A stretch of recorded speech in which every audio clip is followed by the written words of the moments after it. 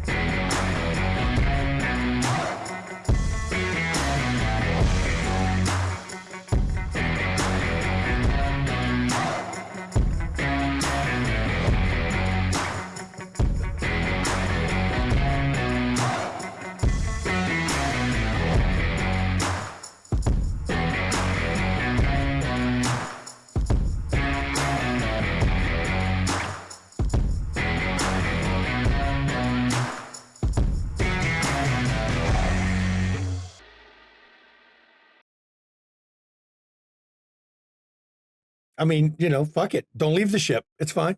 Whatever.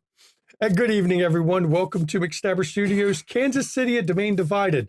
One last time for this Chronicle, I am the storyteller, Shanky McStabber. Hi, I'm Mischievous Red, and I played Gwen Schultz of the Ministry. I am Jen of Thieves, and I played Sunday Booth of the Hokata. Hello, I'm House. I played Bo Solomon, Clan Toreador. Hello, I'm Irian, and I played Grant Solomon, Bo's best brother. Boo. Hi, everybody. I'm Mom McStabber, and I played Dr. Katarina Rakosi of Clan Zamitsi. Hi, everybody. I'm the Ronos Archon, and I got to play Rurik Rakosi of Clan Zamitsi.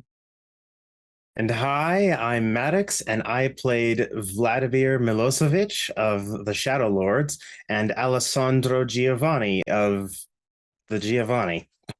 And Rashad was invited to be with us tonight, but unfortunately he had other issues that, real life issues he had to attend to, so he couldn't join us. And it's unfortunate because there was a spot right over here for that last player to be in that spot right there. Thank you, everyone, for coming out tonight. This is our final cast Q&A. The Chronicle is over. It is done. So this is a chance not only for you to ask questions, it's a chance for the cast to ask questions, to talk about the stream, for me, the storyteller, to reflect on the events of the stream. Mama is the official moderator of this particular event, but I'm going to point out before she does, and as Ravnos already did, please use the highlight your message if possible, because if you don't have points, you don't have points. Use the highlight your message from your Twitch points here, if possible. It makes it easier for Mama to notice the questions. Make sure you're following this stream so you can accrue channel points if you don't have any, okay? Because it only costs 100 channel points to click to highlight your message. Make sure your message is highlighted. I will pause chat and scroll and try to catch all the questions I can, but highlighting them makes them stand out easier for me. So if you can do that, that's great. So I'm going to turn it over to Mama as we start off our final cast Q&A. Okay, well, we already have a question from Twitch chat from one of our players here, House. He says, Maddox, on a scale of 9 to 10, I'm going to translate the typo. On a scale of 9 to 10, how much did Vlad secretly love Bo?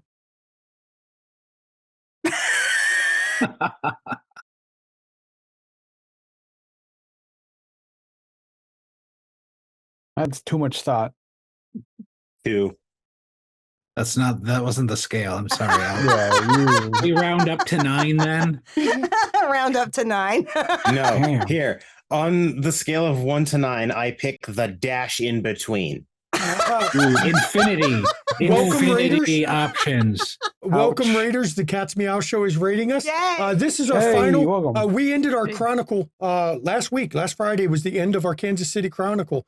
And this week we're doing our live Q&A where viewers can ask questions not just about the Chronicle, but about the players, the story, the characters, what's coming up next, whatever. It's basically the cast with some of our guest players that were kind of instrumental in the story, hanging out one last time before we sign this Chronicle off. And this cast, at least as the Kansas City cast, doesn't get together ever again, ever. Yep, and make sure that you give us a follow here for free on Twitch. That way you can accrue channel points. Use your channel points to highlight your message if you have a question, because I, as the moderator, do scan through the chat to find the questions that we will ask. And if you hadn't watched the stream, this was one hell of a Chronicle. Vlad Dracula showed up in it, the real Dracula, Zimitzi himself, Lasombra himself, Xavier, who is a canon 4th generation Tremere, showed up. You had a 5th generation Malkavian, Tanya, who also appeared in Dark Ages last Wednesday. Tatiana was Tanya. That was the Roman version of her name. I mean, it was a hell of a story. You had Second Inquisition, you had Sabat, Rorik Rakosi down there, canon character as well. I mean, it was a hell of a Chronicle, I got to say. Joe, the Forever DM, asks, what was y'all's final humanity scores? I will say my character didn't lose a single humanity during this Chronicle. That's the trick to V5. Make sure your convictions are real solid so that you can get away with shit, okay? So I didn't lose any humanity, and Katerina Rakosi, the Zimitzi, ended up with a humanity of 7, the same she started with. I think Gwen, go Go ahead, ahead, Gwen. Shanky.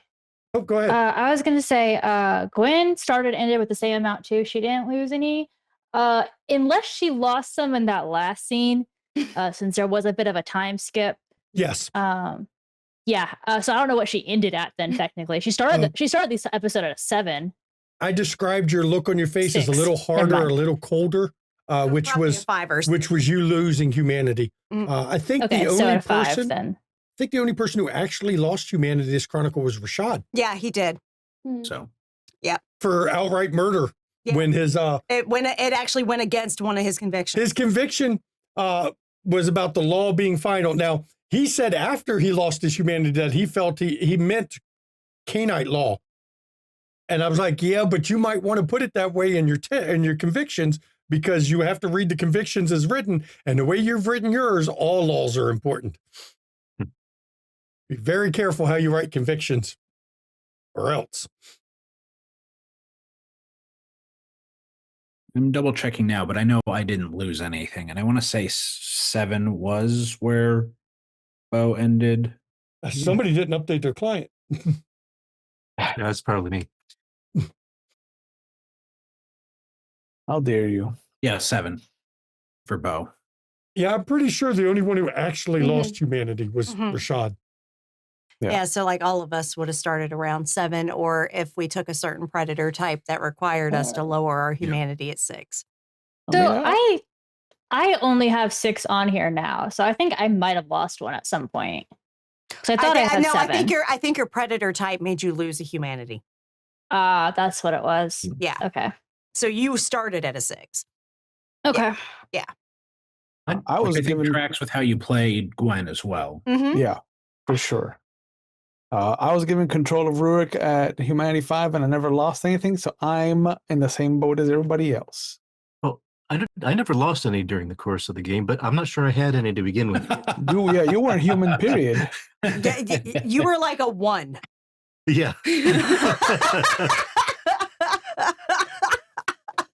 weren't a Technicality, 'cause you 0 needed because you to- weren't completely. No, I failed. started him with 5, Ooh. Interesting. a generous 5. Yeah, that's too generous. He was more like a 2. Well, I made that Yeah.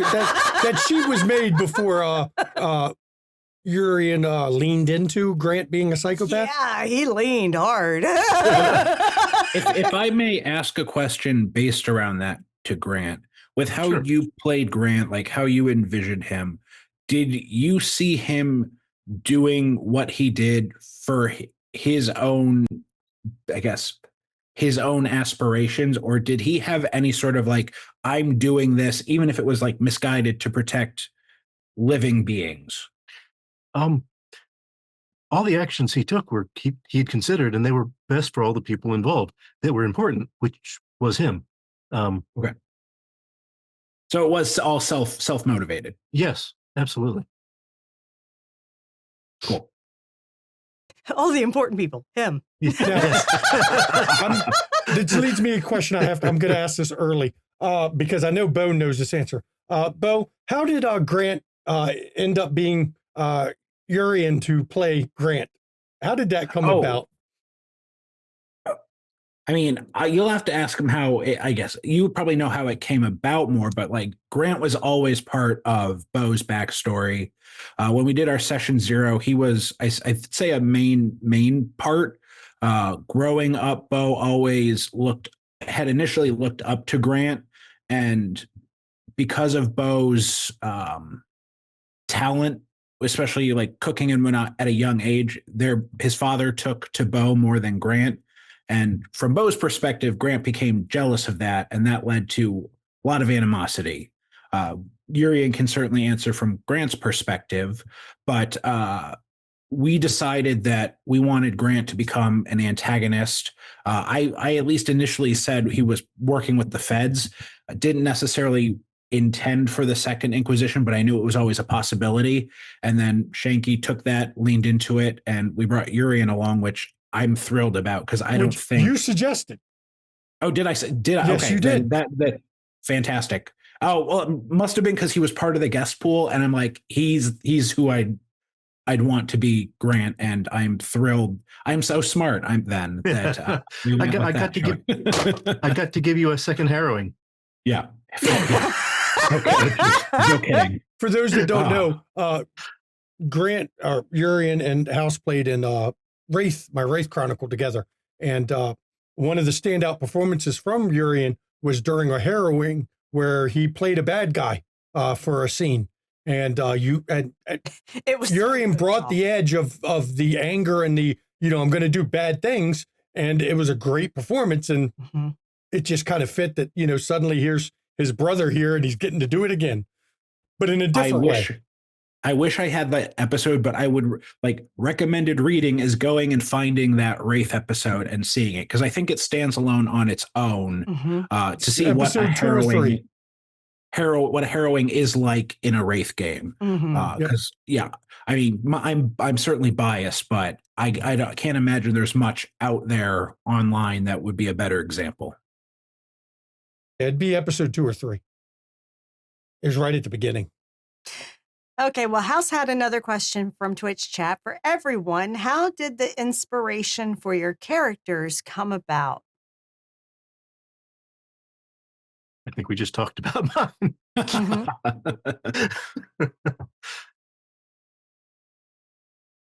I mean, to that point though, how did you decide to play Grant the way you played Grant? Because you certainly had a lot of flexibility. I didn't direct you really on how. I told you our history, but you really created the character in his iteration. Well, he started out as being a psychopath, or not. I'm sorry, a sociopath. Self-interested even at the beginning, but as things progressed and you used your powers on him, like how fucking dare you use them on me? And then that pushed him kind of over the edge into being an actual psychopath. It did ramp up after that point. Your activities ramped up. It escalated severely. No, for and sure. then the first time they hit your interests directly, it really ramped up because you blew up Rashad over it. Yeah, it was exponentially escalated each time.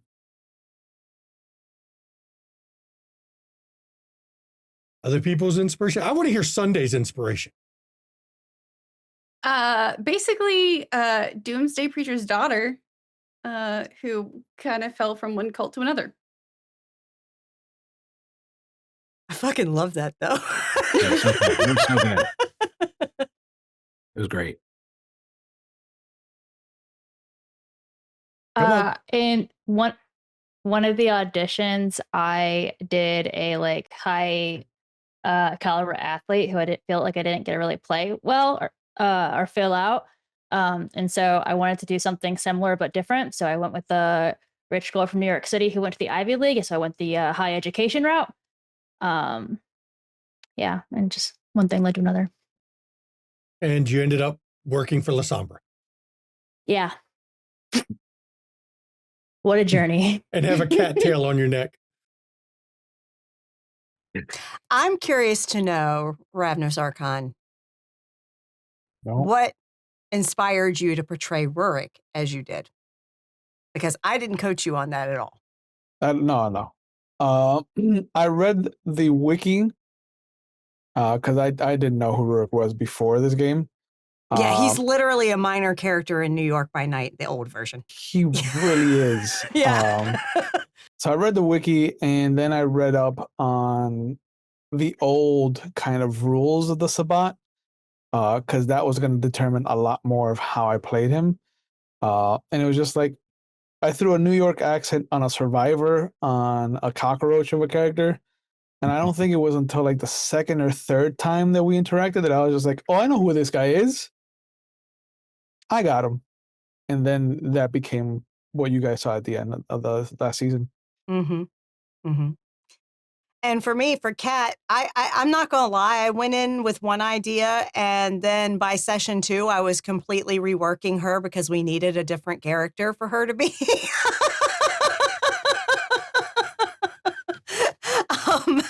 So my inspiration, because I even took a mala specifically tied to this inspiration. Her mala was Martin, a notorious fucking boon trader of the Nos. That's what I had envisioned for her, was a Zamitsi plastic surgeon who was so skilled and refined with flesh crafting that she could trade boons for people that needed new faces, new identities, that kind of shit. That was my whole inspiration. And then I had to switch her up. She had to be a fighter. So I was like, okay, well, in session 0, she technically, as a ghoul, was a sect war vet. So she would have that lore sheet, which would give her some perks with fighting against the Sabbat because she knows their tactics. So that's where she ended up. Vladimir's inspiration? I got a DM sent to me that said, "Hey, do you want to play a werewolf tonight?" And I was like, "All right, what are my parameters?" He's like, probably a Shadow Lord." And then in the guest cast chat, Mama very proudly said, "Yeah, it's probably gonna be like a Galliard, not Naroon, maybe a Ragbash." I'm like, well, now I can't do any of those auspices. So I specifically went with someone who technically is a negotiator, even though he's not all there. So that's how Vladimir came about, was me taking the stereotypes of Shadow Lords and then just injecting a little bit of personality into it. Because when you're a guest character, you're not always on screen, so you don't have to do deep dives. You can just be a framework. And then for Alessandro, well, I mean, I just watched a bunch of clips from various Godfather movies, mainly when I was coming up with him back in Windy City. But And so everybody changed. knows, it was Maddox's request. He wanted Vladimir to die so that he could come back before the end as Alessandro. He wanted to play Alessandro one last time. Yes. He's like a familiar coat that I definitely have to throw away now. But with Alessandro, he even changed just in attitude from this, because he's not, despite where he found out he ended up, he didn't initially think he was in a truly hostile territory. So he was more relaxed. He was able to crack jokes, which he doesn't usually do, especially not in his Camarilla position. So yeah, that was the main inspiration for both of them, was a lot of Italian stereotypes for Alessandro, and then most of the basic Werewolf 20th description of the Shadow Lords for Vladimir. And fun fact on Vladimir, had you not played a vampire or a werewolf in this Vampire Chronicle, the Abomination never would have happened.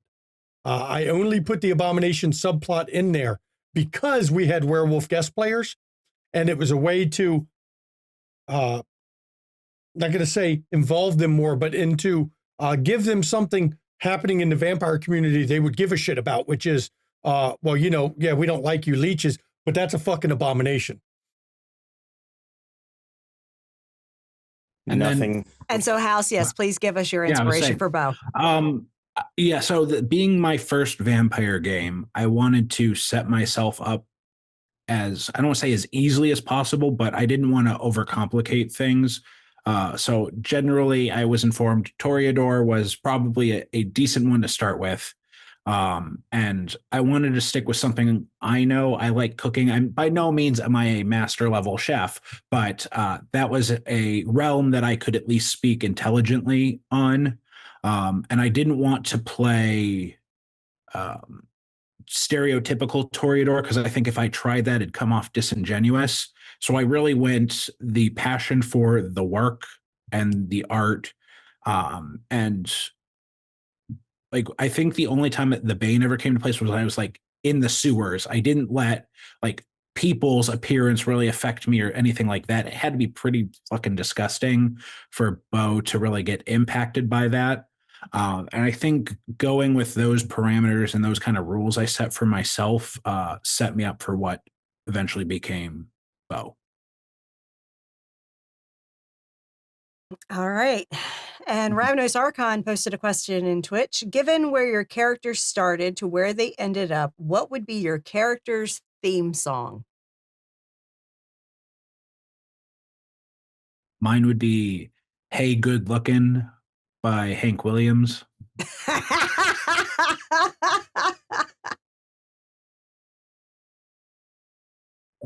Tears for Fears. Grant just wants to rule the world. Tracks. Not Under Pressure.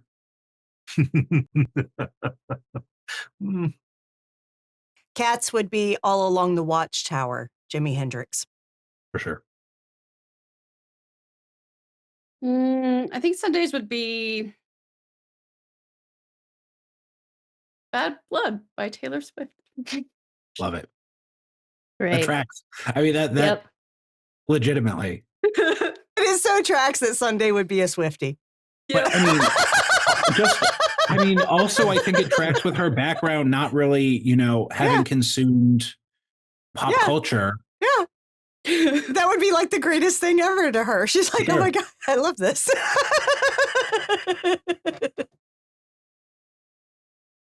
I think Gwyn's would be How Villains Are Made by Madeline Duke. Such a great song. It's so good. It is so good. I love that yeah. song. It's in many playlists of mine. But yes. Yeah, it's just a good song, but I feel like it fits her.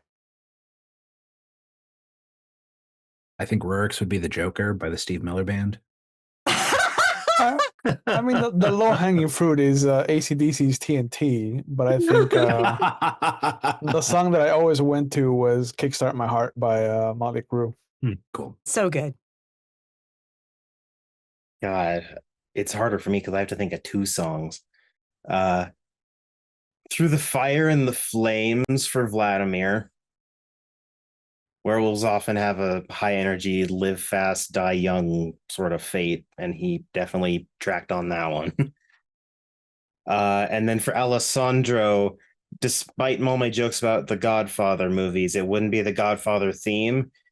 It's actually probably the Italian song Bella Ciao for him. As a storyteller, I also have a theme for this chronicle. Well, two actually, both of them by the same band. It's either The Beast or SMF by Twisted Sister.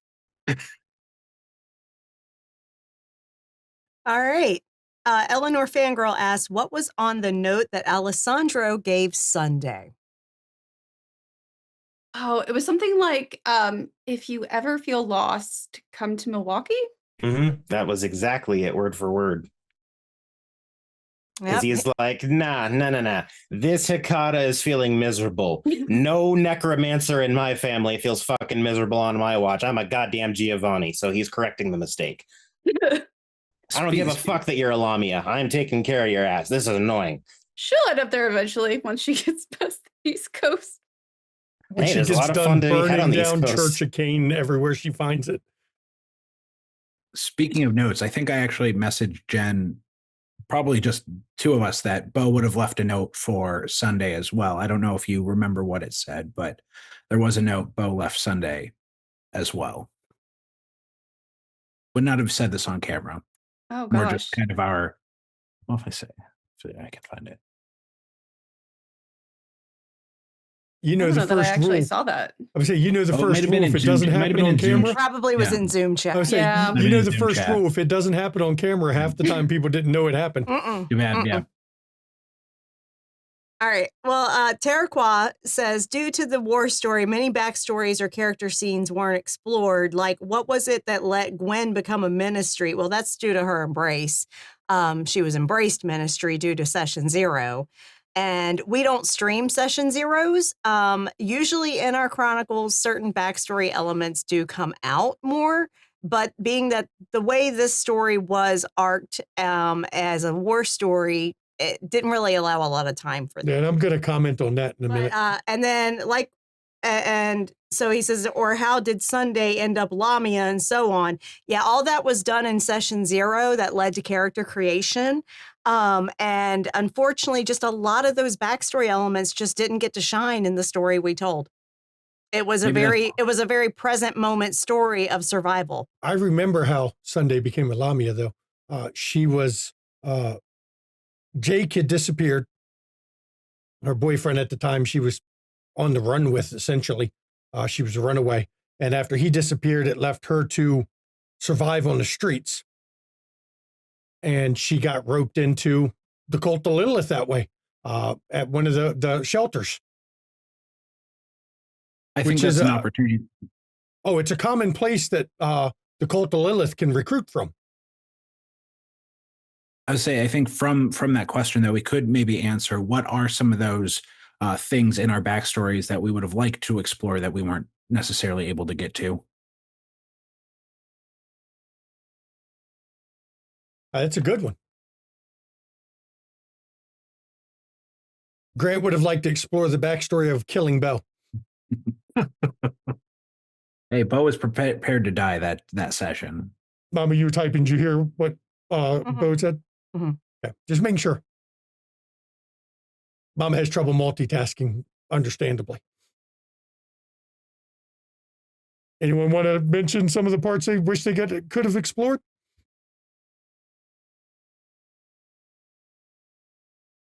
Well, people think, I think for Bo, there was one idea I had, and I think Kat mentioned it at the end of the last session where Fight he Club. was it. Yeah. I mean, as we all know, Bo had an affinity for gambling and was interested in like starting like a dueling underground dueling club.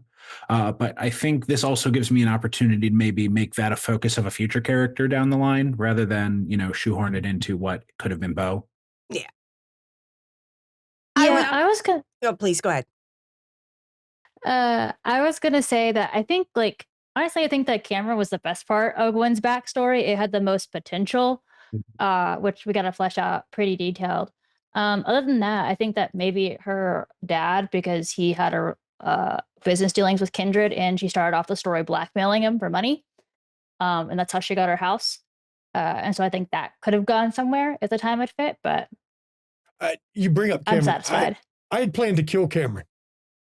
On camera, I'd planned to kill him. We thwarted you. And the players thwarted me by handing him off to the mage community, which made it impossible for me because I'd planned after he'd betrayed Grant to have Grant murder him.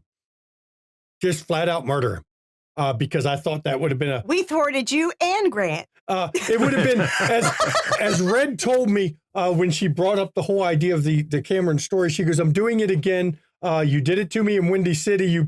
I put my touchstone in and you killed him. And I'm letting you do it again." And I was ready to kill him a second time, so that Gwen could go through that all. Red could do that all again, because Red loves coming up with suffer puppet storylines for her characters. I had so many ideas for how that could have gone. At one point, I had the idea. So Gwen committed diablerie off backstory of her mom. I had this idea that her mom possessed her at one point and then made Gwen kill Cameron. That was one of my suffer puppet ideas. But yeah, no, I was for sure thought Cameron was going to die. We until, love like, a the last self-aware suffer puppet here. Okay. It makes great. Look, as a storyteller, I love players that come up with storylines that are just punishing as hell, because A, I know that they're into it. That's not, crossing the consent line that they have because they came up with the story. And B, it's great fucking story. A lot of streams have a lot of happy stories going on. And I love my streams that don't have happy stories. There's no happy little trees and little accident clouds in my game. No, this is not Bob Ross Vampire. What about Sunday? Anything that I know Sunday was the newest addition to the group, but anything that you had hoped we got to explore but didn't necessarily have the time?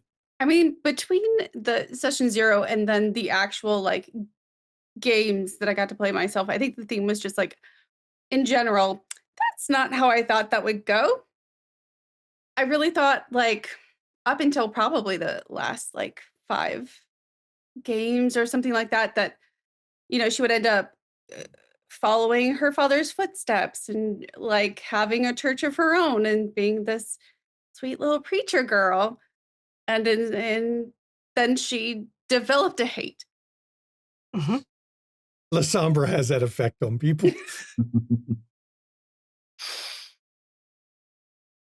Yeah, I mean, Methuselahs and antediluvians, they tend to inspire that shit in people. They've looked at everyone, not them, as toys and pawns for millennia upon millennia. They don't know any other way to be. That doesn't excuse it. No, but that's why they're that way. And that makes them a valid target for hate. Yeah, yeah.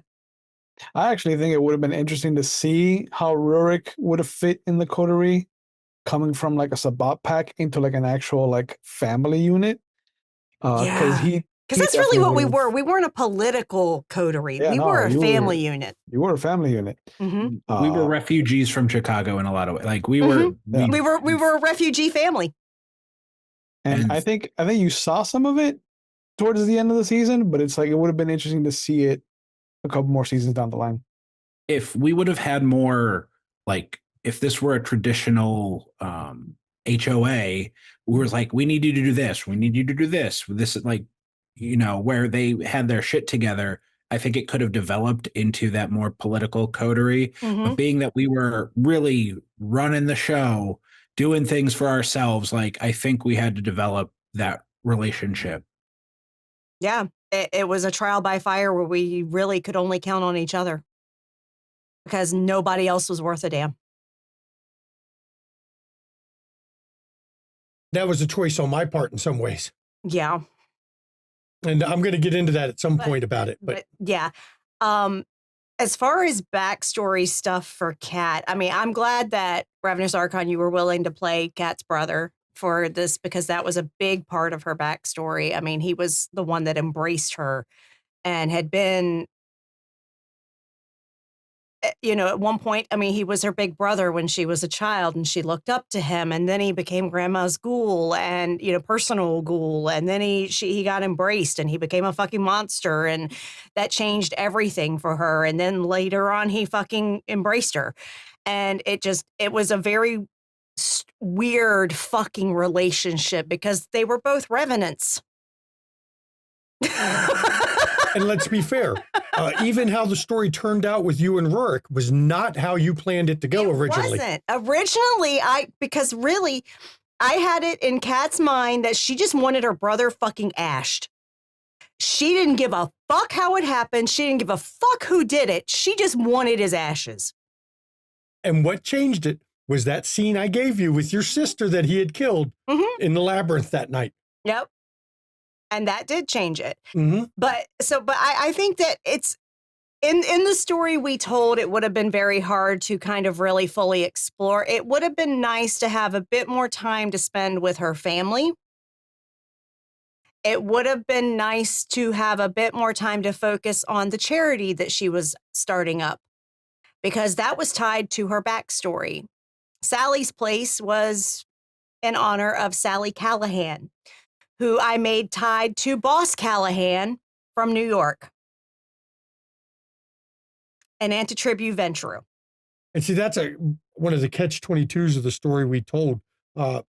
We could have delayed the Sabbat War, which had given you more time for your family, but then you couldn't have done the Sally's Place because you knew the Sabbat would have hit it and it hung over you. Right.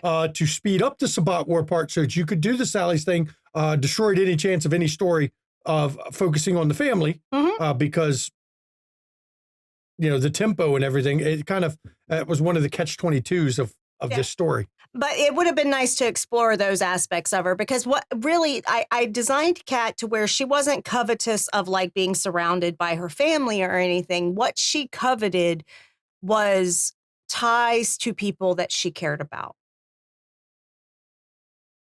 And when she lost those people, she would do things to keep their memory alive within her, or have things to remind herself of them. Like she had her urns of her family's ashes on her mantle. She has, you know, the dagger or short sword of Bella, Christabella, and sealed in a you know, Loctite fucking display case, but it's mounted also above her mantle, you know, to remind her of Bella, because Bella became a friend. And, you know, they fought together. They spent time together. They became friends. And, you know, and then she also had, you know, Rurik's ashes, her grandmother's ashes. She had, you know, a very old photograph of her as a teen with her friend Sally. That unfortunately was murdered because she was trans at a time that it was really not accepted. And that's why she was creating Sally's Place. And that was why she became a surgeon that did bottom surgeries. Was all for Sally. So it would have been fun to explore that a bit.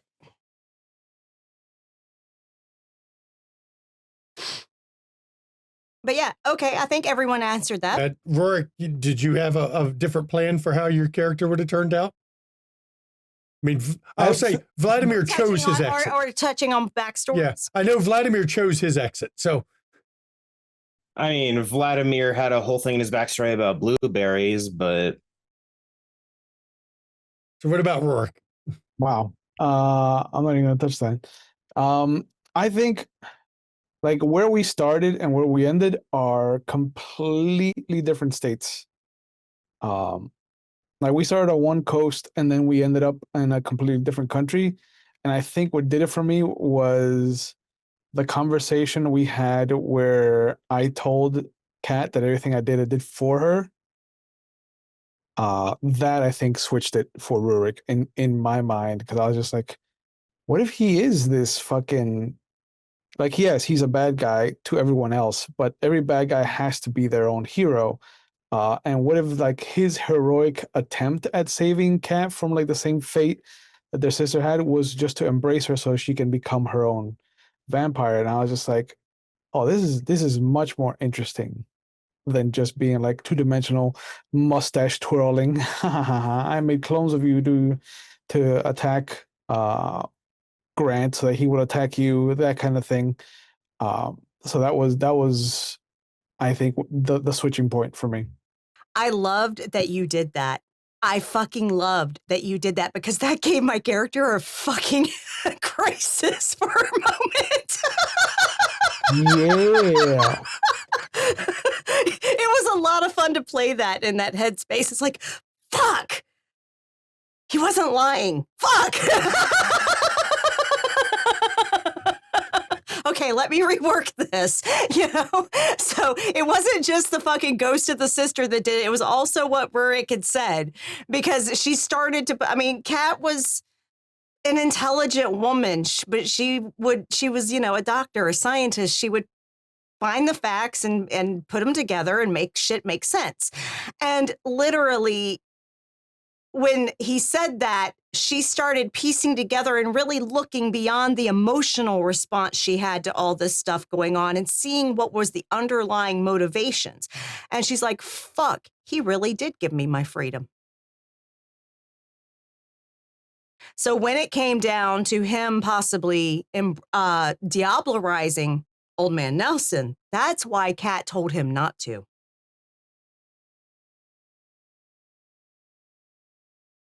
To give him a chance at his freedom. I love the story we told of those two siblings. That was fantastic. They were so fucked up, both of them. Kat's a fucking monster too, just in her own way. So, so good. All right. Anyone else need to answer? Think we good? Okay. All right. Silvio asks, are you guys happy with the way your character's story came out? And would your character agree? And if not, why so? So I'm going to look at that, like how things ended, where I guess where we left off come the end of the Chronicle is how I'm interpreting that. I think there were many times, both on and off camera, I said, Bo just wants to cook. That's all he was there for. That's all he wanted to do. But ironically, once that's where he was left. He's like, what the hell am I missing? Because I'm trying to go through all of the traumatic things that happened to Bo specifically. He found out his mother was a wraith boomerang and went into torpor. He found out how his parents died with Grant being there. I'm sure I'm missing many things. His brother, just the interactions with his brother in general. What am I forgetting? The eldest corrupting your mother's spirit and the land of your house. Yeah. Right. Right. Having to send my mother to oblivion. So all of that, there were just so much stuff that was very traumatic. Oh, and the daughters, of course. How am I forgetting the daughters of KoFi? Getting wrapped up with that. And in the end, I guess some behind the curtain stuff. I threw out the idea that I asked Shanky if his father was still a wraith, or if when the Second Inquisition building fall, that battery was attached to wiped him out as well. And he's like, he's around, but it's probably not a good thing that he's around because, shadows and whatnot. So it surprised me as a player. And Shanky, if you want to touch on that, why you made that decision as well, why it seemed like a happy ending. And Dan, the player, is skeptical, but for all intents and purposes, it seems like Bo has a happy ending, at least as far as the Chronicle goes. Surprised me, because what Shanky will tell you is he's not here to create happy end, it's always a double-edged sword. Yeah.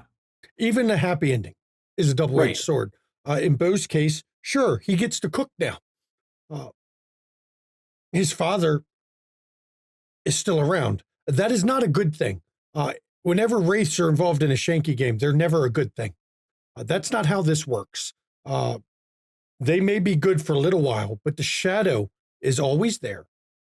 And it's going to do things, especially things that would upset your father's psyche, which means the shadow Bo is going to have some of the worst luck ever in his restaurant. Food will spoil randomly because wraiths can do that. The building will have fires. It's just going to be the first time. Yeah, the first time. That's right. It's like Urian in libraries. It's just shit's going to burn down a lot. But it seemed like it was, the force ending as Ravnish Archon called it. The dad's spirit there approving him. But the other side of that is his father's spirit's there, and if his father's spirit's there, Bo was a fetter for something else. Or at least something about Bo was keeping his father nearby. And that means that shadow was going to do bad things to Bo. It is guaranteed. one tiny part of me to, be my own suffer puppet. I asked Shanky, like, hey, is Grant a wraith now? Ended up not being the case. I rolled. But Oh, thank fuck. I rolled. I did it the way I always do it. I rolled a die to see. Could have been fun. No, it's also like super rare that vampires become wraiths. Yep. Yeah. But I rolled. I always roll. I also highly doubt he would have been a wraith. He would have just immediately popped into the afterlife spectered. Yep. Yeah, that would have not been good that. either, because he would have been a specter that has fetter still in the skinlands, which means he would have gone straight to doppelganger, which would have caused no end of problems. I was like, nah, he's too self-absorbed to have any fucking fetters. I gave it an 8, 9, or I gave it an 8, 9, or 10 on a 10-sided die, and he became a wraith, and I rolled a 5. He was his own fetter. I was just going to say that. Yes, exactly. He was his own fetter. Yeah. He had no ties to the earth or to the living. I mean, even Sunday, she got free of the city. She's getting to burn things down. The ending you got, though, was the Archons asking about her. Mm-hmm. That means it's not good for her. She's getting noisy. Right. It's not good for her. That's a bad thing to have an Archon asking about you. So nobody really got a good ending. Even Kat didn't. It could have been a lot worse. It could have been a lot worse for Bo. Could have been a lot worse. Yeah. But if Grant had a fetter, it would probably be the wheelbarrow that he had for carrying his balls around. He did have to shovel a lot of shit on the farm. It would have been the Shocky hand that would have survived the blast and still been buried in the rubble. I am curious about, now that you bring up Sundays, though, I am curious because I think some of those machinations for like the hate that Jen had mentioned kind of came about fairly close to the end. So I'm curious on how you think Sundays end, like how you feel about it, because I think it, like, one domino fell right in the last couple sessions that really put you on that trajectory. I actually love it because, like, her struggle after the Sabbat was not really a problem anymore. It's like, why am I still here? And she desperately wanted a purpose. And it felt like having that garden, being able to help, women in the city, was supposed to be her purpose. But, like, she never felt compelled by that. But hatred is a really good motivator. I started joking that, like, this is going to be Sunday's villain arc. She's just going to start eating her way down generations. We're just going to see the spiral. But maybe, maybe she's getting a little noisy. Maybe she'll get a little bold. And I love that. Happens to the best of Bahari. Everyone gets into a mood on occasion. It's fine. I want to hear what Gwen's opinion of her ending is.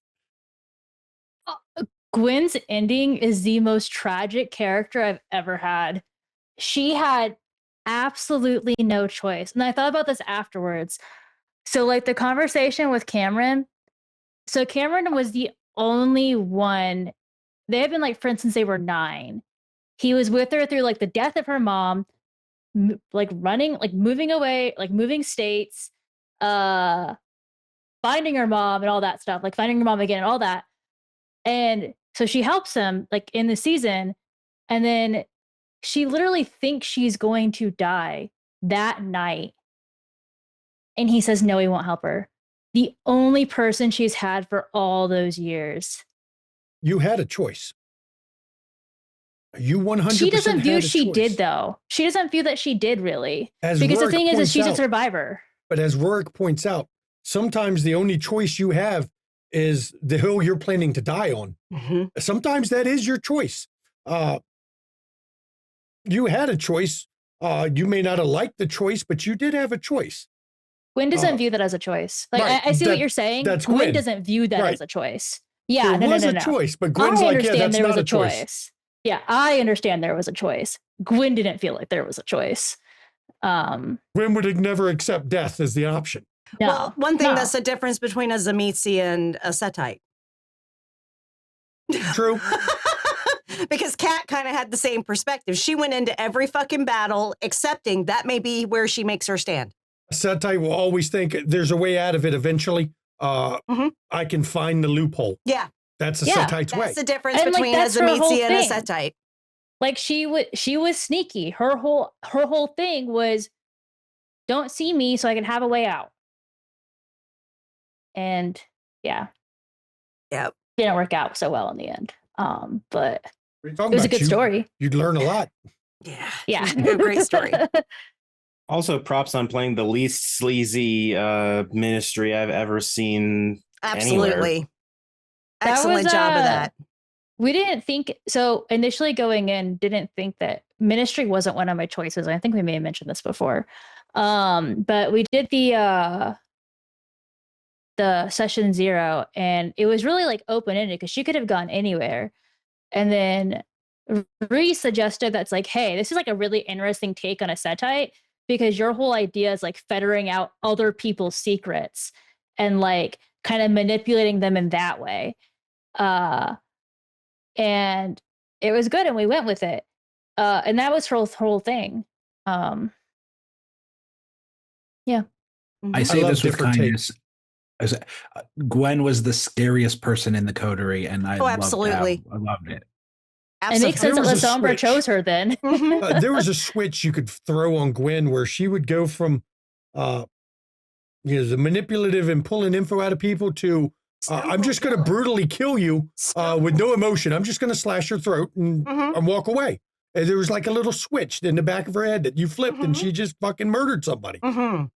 It's what I need to do, so I'm going to do it. Mhm. Snakes are passive until they strike. Mhm. There was definitely at least 2 scenes that I had with Gwen where I was just like, is Red mad at me? I know, right?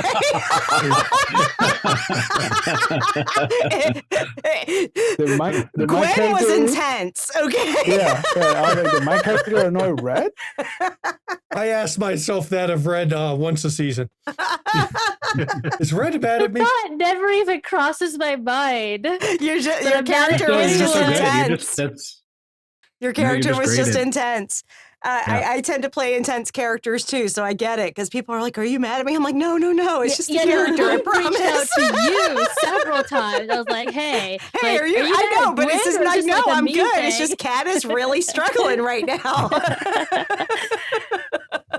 I think that's where I was a little jealous of Rurik because you know me, like I like making jokes, and I didn't want Bo to be like a joke or but I wanted to use his ignorance and new-ishly being a vampire for some relief in that regard. Like some of the exasperation where I couldn't be overtly jokey like Rurik could be. Yeah. I think that's why I think that Bo and Rurik would have gone along at some point because me as a player, I will always lean towards levity. If I start to smell the thickness of a serious scene, I'm like, I need to break this up. Yeah. And that's really evident on this week's Dark Ages, which you all should go see. Yes. Yes. Oh my God. It is like so serious everywhere else, and I'm just like, this guy hates that one. I hate her too. Let me bring attention to this.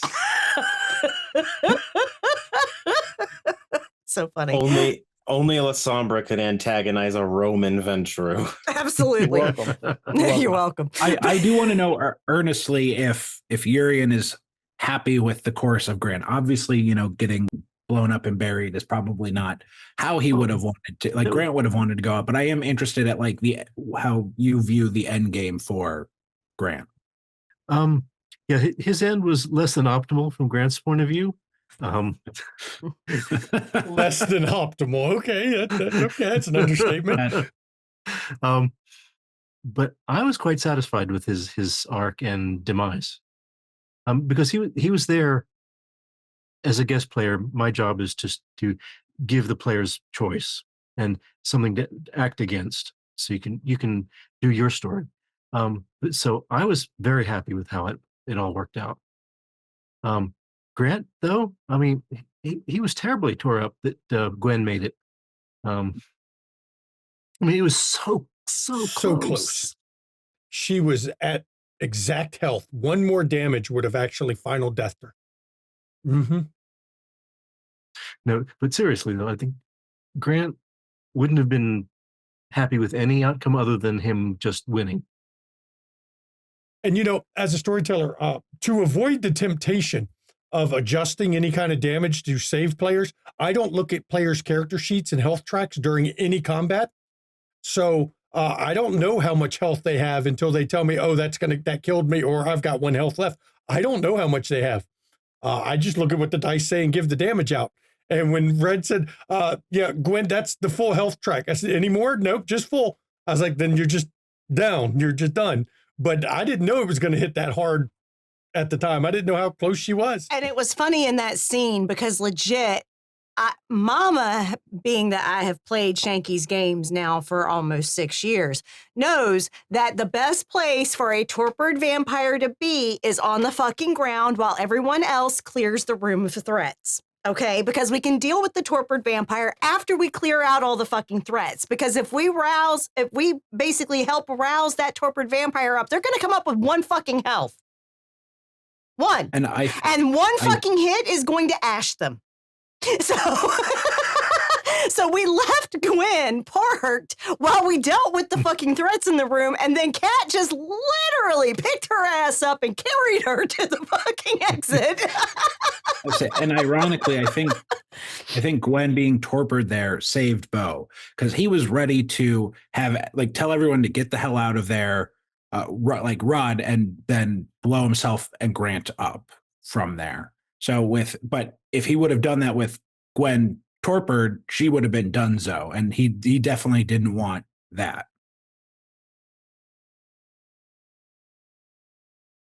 I gotta say, Maddox, you chose to have Vladimir falling against the abomination. How did you think the fight went, though? I mean, as well as a Theurge can do against an abomination. Especially one that I made, I think I made him 7th gen vampire on top of, and we used the V20 werewolf 20 rules because abominations versus a werewolf. I'm not using W5 rules. You kiss my ass. There's a reason it hit so hard. Also, I made sure Vlad wasn't directly a combative character. He's a fucking werewolf. Great. He has 5 strength when he transforms. That's not going to make the difference against an abomination. But thank you, Shanky, for letting me still take that motherfucker out. It's amazing what happens when you release spirit contracts. Yep. But Vlad's death was fine. It was exactly as I had sort of hoped for it. It's like, man, I want to fucking die on screen. They couldn't kill me as Alessandro in Windy City, so let's try something else. Because initially, I remember one of my ideas when you said, yeah, this is like sort of a war-torn city. I was like, I could do a Sabbat Bishop. I could play a Sabbat Bishop and really be an antagonist. And then you sprung the werewolf thing on me, and I went that route instead. The werewolf was actually Relen's idea. She wanted to have, she thought it'd be interesting to have her character meet a werewolf. And then also just have the go-between and the, hey, I live on the land. You guys are kind of responsible for it. We cool? It was her idea that because the Second Inquisition, because the Second Inquisition was involved, she liked the idea of trying to make alliances with other supernaturals. And so it was her idea, can we get a werewolf guest player in so that we can play out trying to make these alliances? Yep. And so I was like, yeah, that sounds cool to me. I also really... Oh, no, I just want to say that it would have been really interesting to have you play the Old Man Nelson kind of role to my Rurik, because then that would have been like a completely different war. No, if anyone was going to play Old Man Nelson, it would have been Antera. Makes sense. I'd like to see him play the evil Nosferatu. Oh, just saying.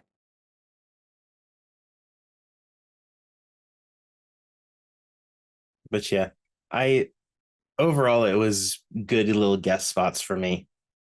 And where Alessandro ended up was right back at Chicago right back at Milwaukee in the court. It's like, well, that was a fun bit of hell. Tact business. He's from the Renaissance. He can bounce back. Yeah. That just leaves Mama. All right. So am I happy with how my character story came out?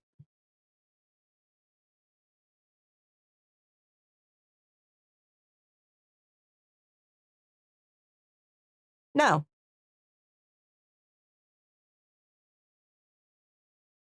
Am I satisfied with it? Sure. She got an ending that's satisfying. It makes sense for how the story went that she got the ending she got. It's satisfying. But no, I'm not happy with it. And why I'm not happy with it is because we had to be so focused on the plots that we were dealing with that I really could not play a truly explored character. That's why I'm not happy. But it's a satisfying ending for the character. And I'm going to go into that war story part after we're done the viewer questions. I'm going to go into some of that stuff. But as me as a player, I love fucking like rich fucking character narrative. I just do. And that wasn't an option for this story. Let me see. Ford Fitch asks, any chance we will see any of the characters in a future Chronicle or game, or are they all retired? Okay, Cat's fucking retired. But I can tell you now. No, wait a minute. You can say that. This is a Shanky game. It is part of the Shanky verse. Does that mean you won't ever hear of them again? Nope. There'll be. There's always mentions of previous Chronicles and later Chronicles. But at the same time, I'm saying that right now, my next planned Chronicle is set in 1995. So you won't hear from any of these in that Chronicle. You'll hear more of some of the Windy City characters maybe referenced, but not these. And maybe not even them because relatively young. Even the Windy City characters were not in Windy City at the time of 95. So you might hear of these in some of my other games. Hell, I mean, Will has been known to insert stuff from other of my games into his games. Because for those that don't know, in his Mage, not this Chronicle here, but his previous Mage series he did, there was character references to Samantha's friends from Windy City. They were mages down in Miami. So you'll hear about them probably in at least some of my games that are set after this one occurs. What details you get, don't know. But I like to do the callbacks to people that have seen all the other streams, because then when it comes up, they're like, hey, I know who they're talking about. The callbacks. It's fan service. I love doing it. Okay. Commodore Zed says, I thought it was a bold storyteller choice to use the antediluvians. I loved it. What was your thought process in bringing them in? That's for the storyteller. When I was doing this story, the first thing I thought of is we're going to have young kindred fighting a Sabbat war. If the Sabbat is allowed to use their usual tactics of mass embrace, the players have no fucking chance because they will be out embraced and out manpowered constantly. They will never be able to do it in a Camarilla City this week. The Sabbat would run roughshod over them if they could just do their normal mass embrace shovel head tactics. So I needed to have a way to cut that element of the story out to give the players a chance. And my way to do that was corrupting the blood so that you couldn't embrace. That would stop the Sabbat from doing that. And as soon as you do that, you have to go, well, how the fuck did the blood get that corrupted? What could fuck things up that badly to cause it so that the curse of Cain causes problems when you embrace? And for me, my first thought was it'd have to be an antediluvian.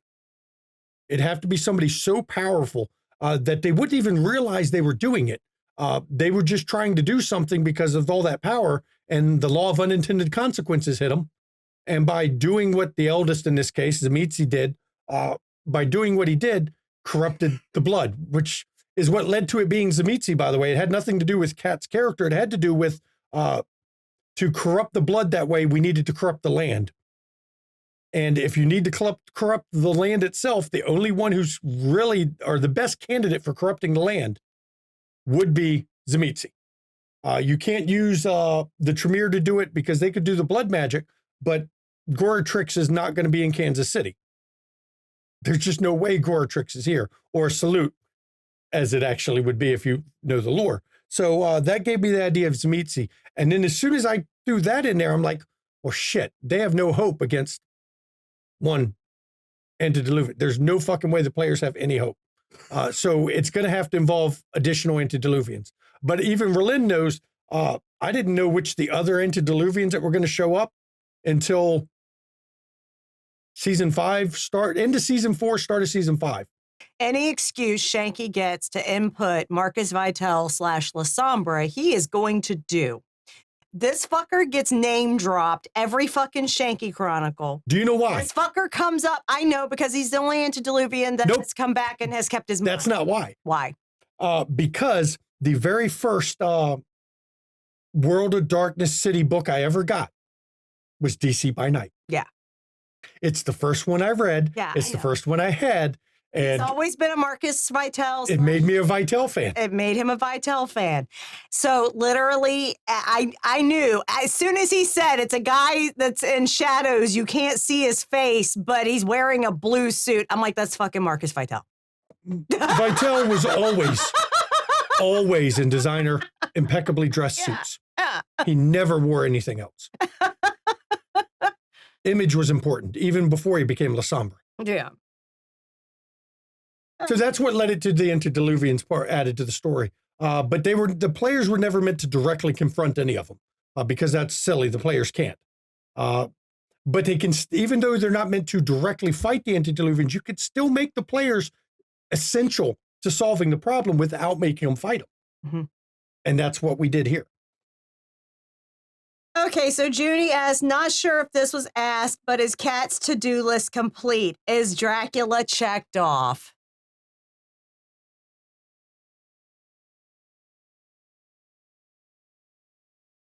Okay, Chronicle's over, so I'm just going to say he liked it and he put a ring on it. That was the joke I said at the end of the Chronicle. That was a joke I made right at the end. We knew we would never reveal it in Chronicle. It was never going to be revealed during the Chronicle. It was never going to be revealed during the Chronicle. But yes, they would have done it once.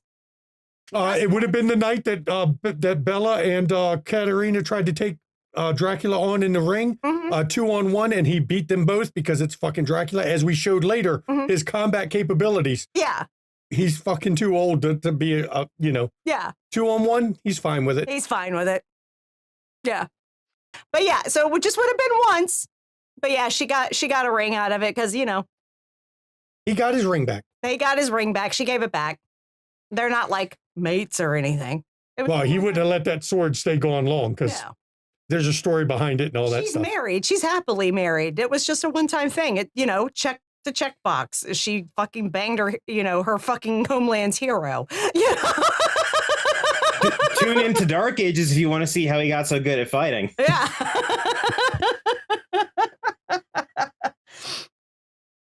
That was just a funny little thing for her because I was just like, okay, the Rakosis are Romanian. They are Romanian Americans at this point. And so, yeah, she would have come up with the tales of the old world.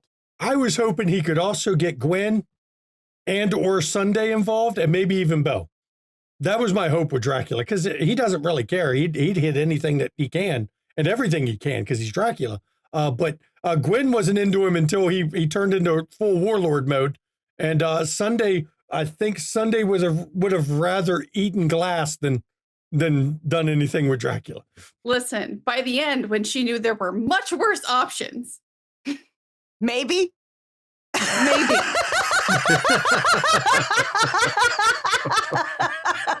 Maybe on an off night. Yeah, I'm slightly offended that I wasn't considered. So what you're saying, hide from a fight, you make decisions. Sunday's like, Dracula do if the batteries are dead. Yeah, pretty much.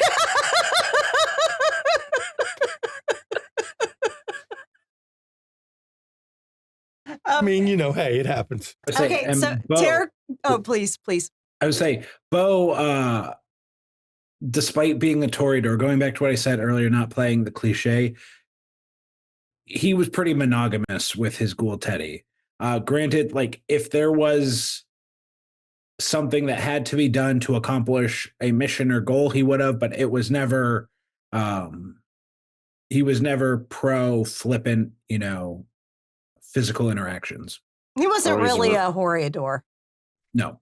He had the random, the physical attraction was there in certain ways. I say as a player of one of Bo's crushes, but And that, like, that was it never would have always progressed. Yeah, Bo never actually wanted to fuck Vlad. It was more like for the fun of it. Like he was a flirt, but he wasn't, a Horiador, as Mama had said. Mm-hmm. Yeah, Nick would have loved Bo to hook up with him. No, Keep him wanting more. it's a Nick thing. He has a bow. Sorry, Nick. Yeah, that's a Nick thing though, because Nick always picks one guy in any coterie, and that's the one he wants. Mm-hmm.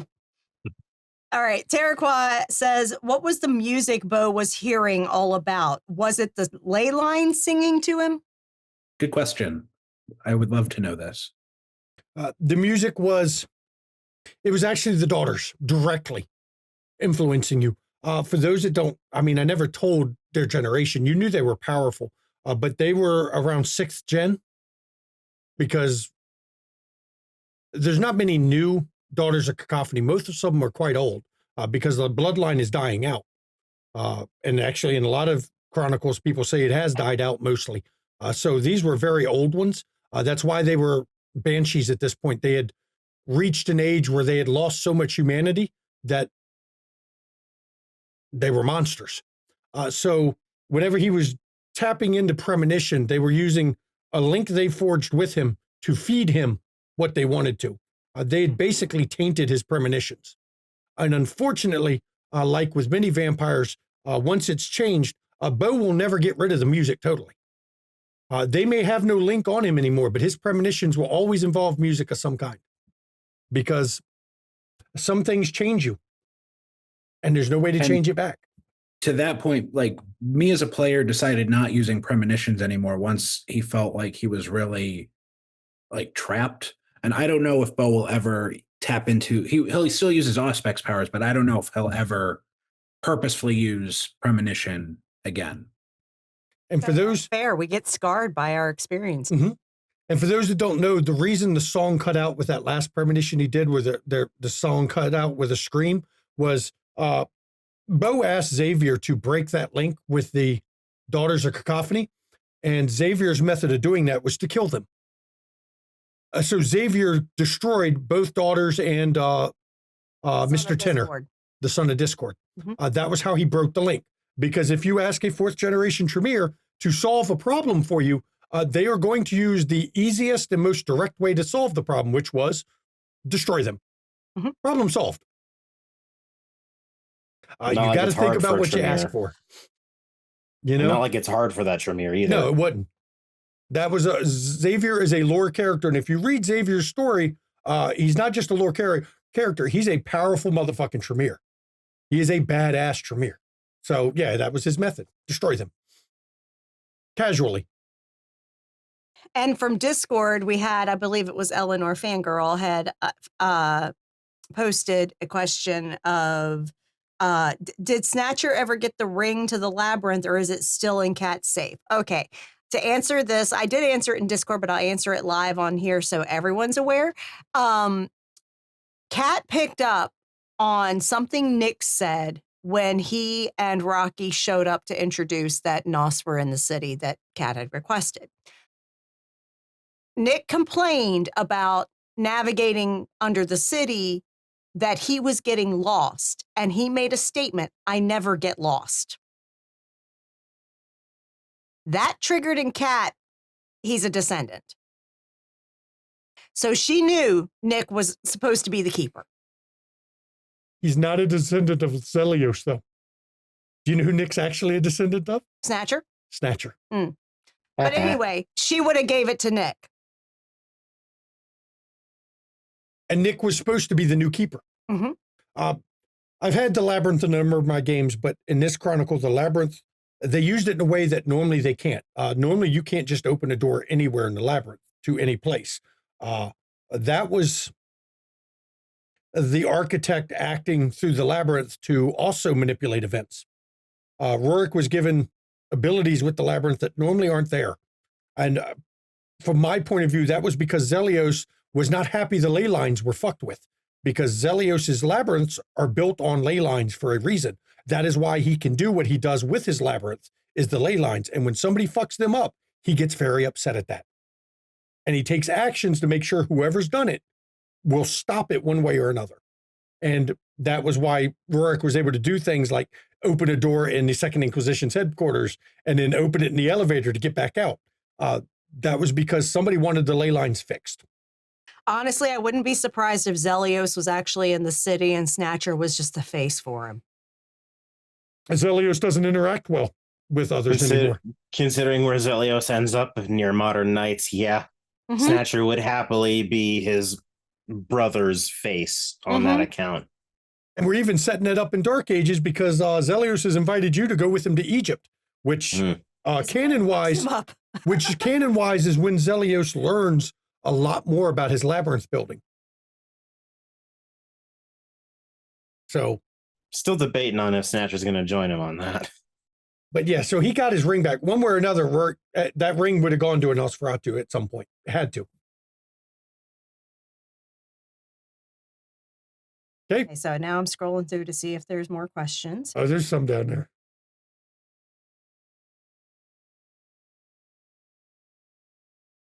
Okay.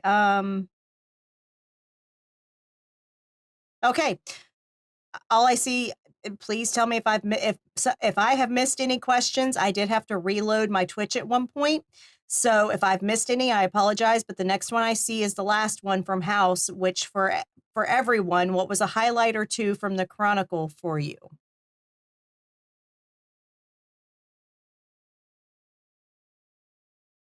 I'll go first. Honestly, the goodbye speeches. It was a really nice way to kind of, I guess, summarize and wrap up everyone's relationships that had become like so complex and yet like basically simple at the same time. Just, for everyone to say the things that probably wouldn't have otherwise gotten to say in a cohesive way. And I just think it was a nice way to kind of start to wrap the Chronicle. First of all, I loved every scene where you got Gwen and Cameron together. There was emotion pulled from those scenes.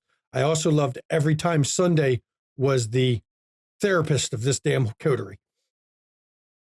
Because she was in a lot of ways. She was trying to help them out the best way she could with dealing with their own trauma while dealing with hers and not getting that resolved a lot of times. And I love that was great story right there. I loved watching that.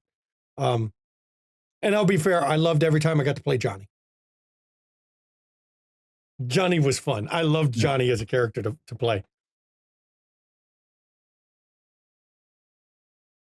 Even if Kat made him put his smart mouth to use, which is fucked up to say in a stream for Twitch TOS reasons, but it is what it is.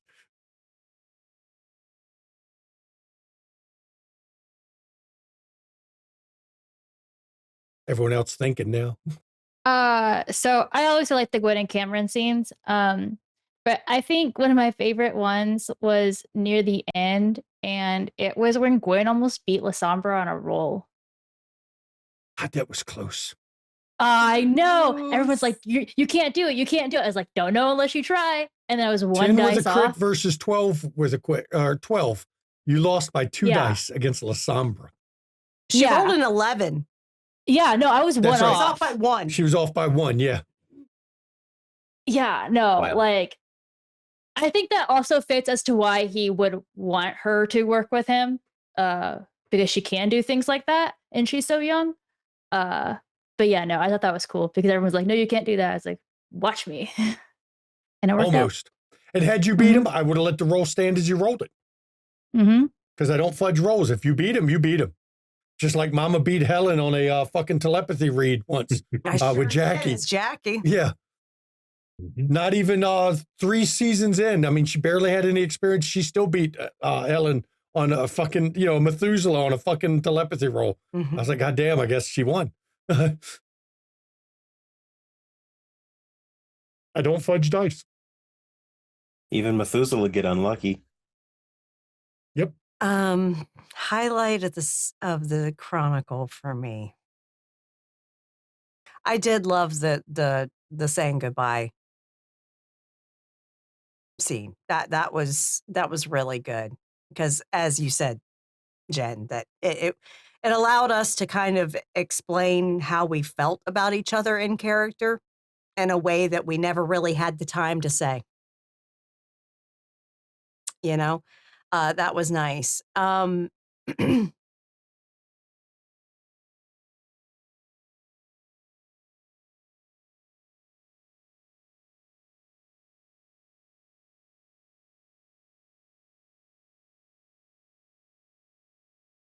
Honestly,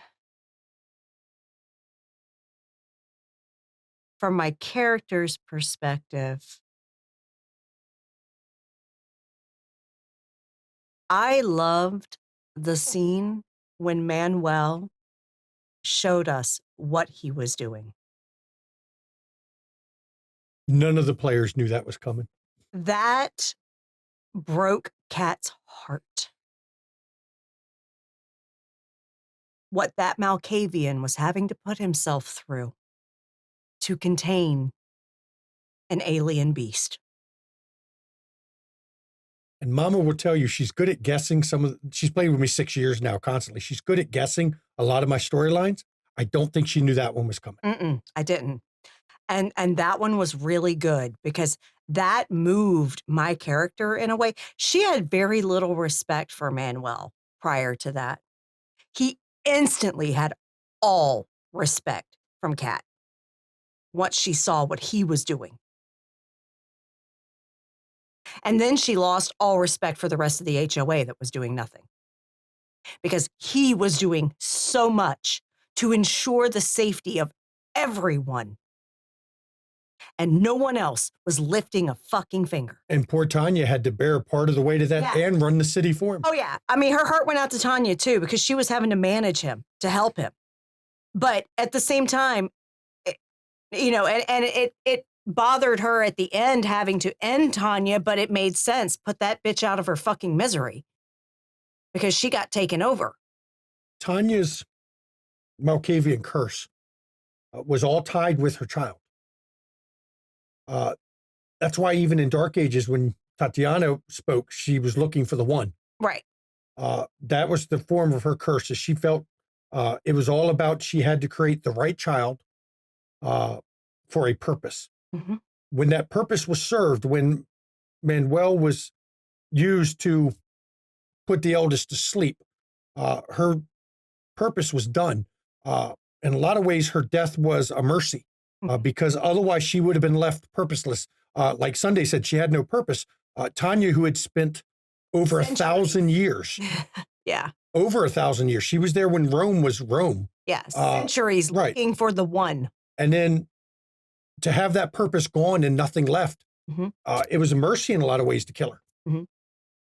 But yeah, no, I say that was probably one of the most impactful for my character arc of all the scenes that we did was her actually seeing the Carpathians and seeing exactly what Manuel was doing. Because that showed her exactly what was going on in this city beyond the surface level shit. And it opened up her eyes to everything. So that was the big highlight for me.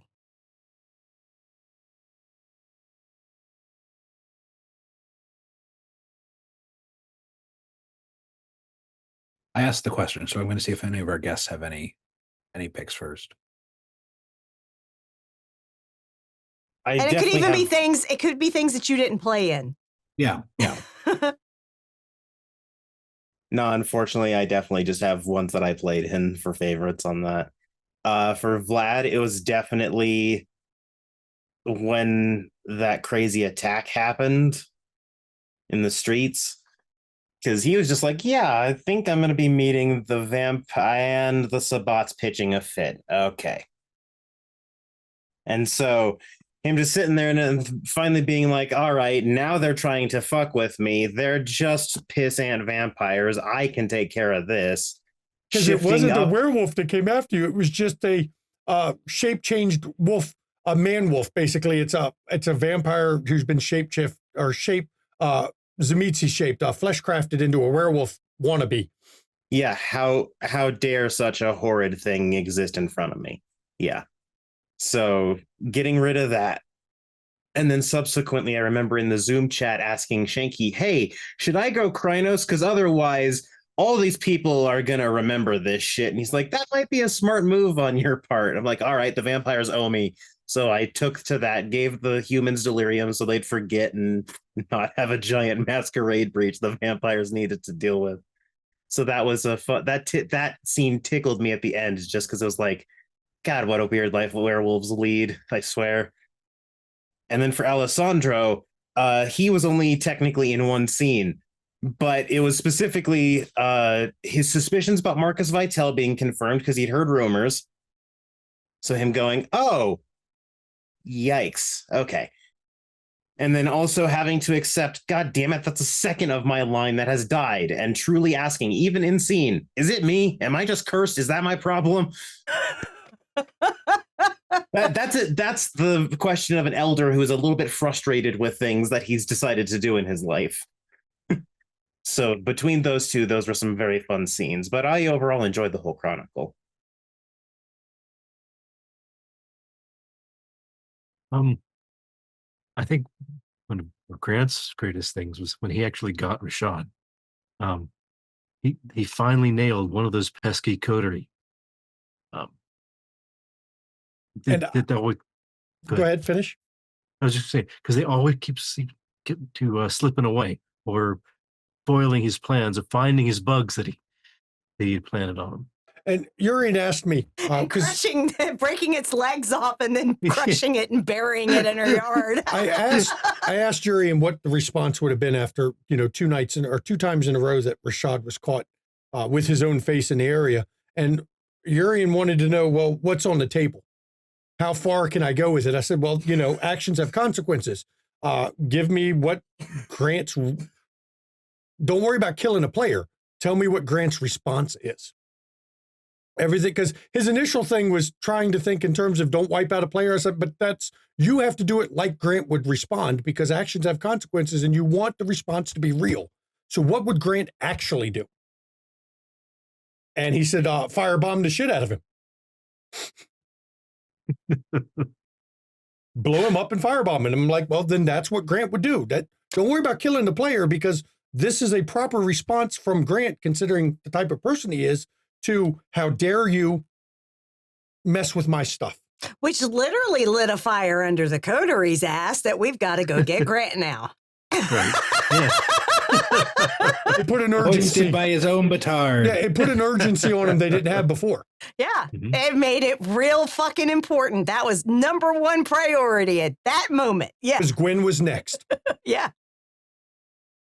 Little piggy's my ass. That part was me. I came up with the little piggy rhyme. Oh, That was me. I thought that was me going, okay, let me make this, Mhm. let me make it almost like a game to him. He's angry, but he'd still want to taunt about it and make a game out of it. Just to show you that even though he's angry, he's not going to show you he's angry. To him, it's like you're nothing. You're little piggies. You're farm animals to me. That kind of an idea. See, thin bloods are unimportant to vampires until they suddenly are. Because I came up with that rhyme while I was getting a shower before stream. what about you, Rourke? Oh, I mean, the selfish answer is any scene that I'm in that was my favorite. That's too in character of an answer, though. It is. But It I really think is. my favorite was any time that the coterie had to go to that sex house, Oh, like the hidden German like club. sex party. Yes. Like those. I not for think, Bo. Bo never had a good time there. never. But everybody else was like fucking on top of people's heads and fucking Just letting it go. painting glitter all over their And bodies. Sunday sitting in Dracula's lap. High as a kite. Dancing with him. Snatcher playing poker shirtless just to prove that he had nothing up his sleeves and still he was cheating because I know my character. Oh, 100%. That was the whole point. that I don't care if you're using magic, you still won't catch me cheating. Those were a lot of fun. Those were a great stress reliever for a very high stress chronicle. And that's why I came up with it. Mm-hmm. It was, my whole thought was, what if there was a club that anything goes, that the supernaturals could go to without the complications you normally have with supernaturals interaction, and where it's anything goes, as long as it's consensual, and the supernaturals can hang out with the humans and nobody bats an eye. And that was my idea behind it. And I was like, and that would make a great stress relief for this group. The nights they get to go there, there is no, the seriousness goes right out the window and they can actually just fucking have fun. I will push back on that a little bit, but for Bo's sake, but that is neither here nor there. It's just timing that Bo, every time Bo had something traumatic happen, it was the time the rest of the group was going to the club. We're going clubbing. Bo was also a fucking suffer puppet, okay? Oh, yeah. Oh, for sure. Oh, for sure. Dan's like, throw the trauma on my character. Yeah. It's fine. He didn't expect me to make his mother a drone, no. No. Wraith was, I thought, but yeah, a drone was. That was just me going, what is the most horrible thing I could do? Having played Wraith, that was, that. The only way I could have made it worse was make her money. If she was a coin. No. Oh, God. A single. You know my feelings on that. You know my feelings on that. Yeah. That was the only way I could have made it worse. But it wouldn't have had the same emotional impact of watching your mother relive her death every night. Right. Yeah, repeatedly. I just have to say, as an audience member, I was so proud of you, Shanky, the storyteller who said he'd never touch changelings with a 10-foot pole, and you did use them. You didn't use them heavily, but you used them at all. It was the player's choice to make them their. I told each one to pick one supernatural ally they've met at the club. A cat puka. And that was what the players come up with. And I was like, that's cool. Yeah, we can do that. That's your tongue.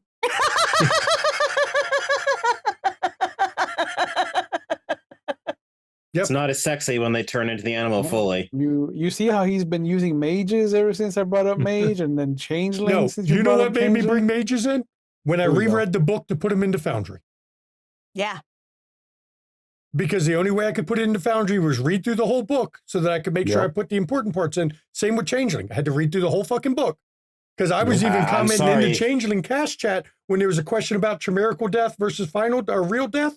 And I actually pulled up my Foundry to pull, because I just read it, what I'd put, what is noted, because my Foundry for the WAD 20 splats is complete except for Hunter. And it has all the little splat rules and it's indexed. And I pulled right to the different types of death and posted it for him because, I'll admit that helped me. Even with the werewolves, it's helped me because I reread all the books not long ago to fucking put them in there. It was weird seeing the guy who said he wasn't into Changeling at all, quoting any rule from Changeling in that cast chat, I'll admit. Threw me off. Knowing mage just makes me feel dirty inside. Yeah. Welcome to the party. You make up for it by Hal, knowing so demons. what was stand out for you? Yeah. So I'm going to be a Toreador and indulge a little more than 2 because I have more than 2 that came to mind. I think on a smaller level, killing the fucking crocodiles or alligators or whatever they were. Getting that kill shot on those. Yeah. And then making fashion accessories out of them. Right. Chef's kiss.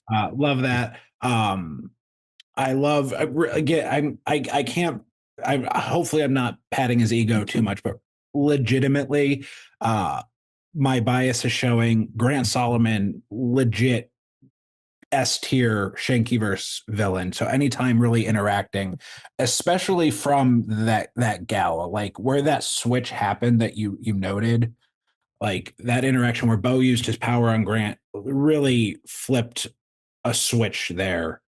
A bit from I guess a broader perspective, we came into this Chronicle a fucking mess. Like we were not a team. Like Bo and Kat really butted heads based on just our general Kat and everybody butted heads. Yes. Kat butted heads with everybody. So. I was like, I don't know what I'm fucking doing, and you expect me to just like pick up being a soldier like that. And then where we started, like that first bar attack of the Sabbat where things like that, our first plan really clicked. And then, you know, outside of maybe one or two incidents on some bigger Sabbat, you know, attacks, like things really clicked. We didn't really have too many failures when we put a plan together down the line.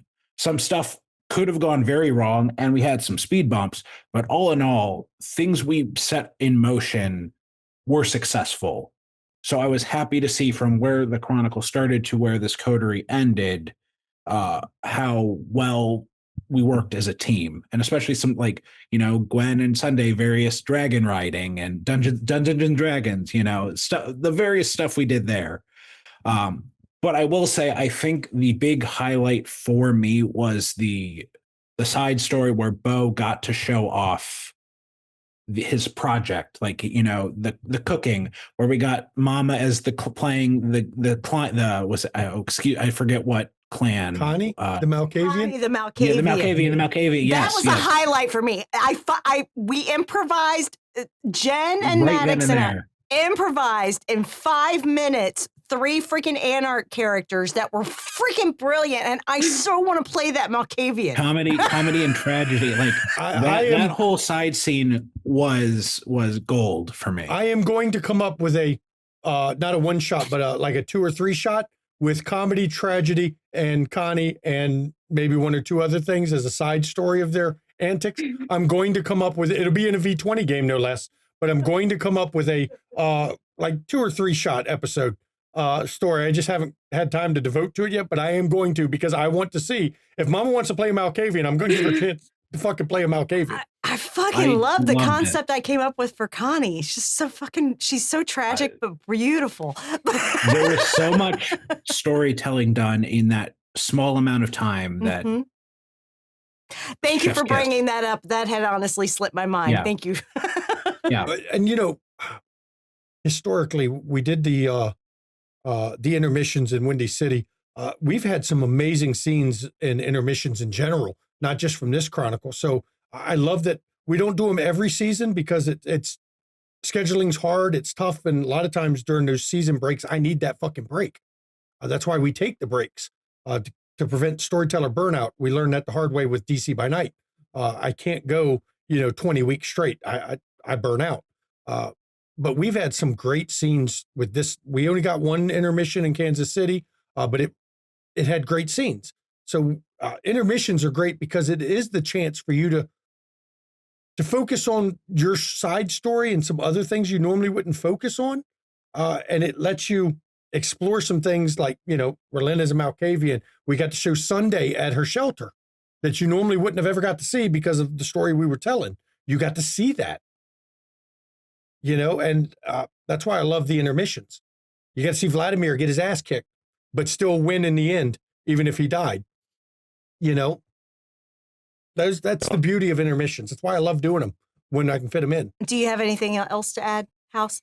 I know. Yeah, I just say I also want to call out, just kind of as an aside, the guest characters who weren't here to play. Like, we had some really incredible guest characters that hadn't been mentioned yet. I loved the scene with Antera. Yes, Antera. Yeah, he was fucking F in chat for Eddie, y'all. Eddie was a baller fucking mage. Okay. And I took his magic card thing and ran with it for him. Yeah, I fucking loved Eddie. Kat loved Eddie. Okay, he was weird and techie, but you know what? She deals with that with the tech people at work too. She's used to that. This is fine. Okay. And his assistant was modeled after Negasonic Teenage Warhead from the Deadpool movies. Mm-hmm. With that attitude she had about calling them boomers and just holding her finger up as she's playing with her phone. I modeled it off that because Kat's children were in their 20s. She's had teenagers. She looked at anyone older than her as a boomer. Even if you're not a boomer. If I didn't catch you, but thank you to all of the guest players who aren't here currently that were able to. Thank you. Junie playing a great glasswalker. She was fantastic. I mean, literally all the guests, amazing.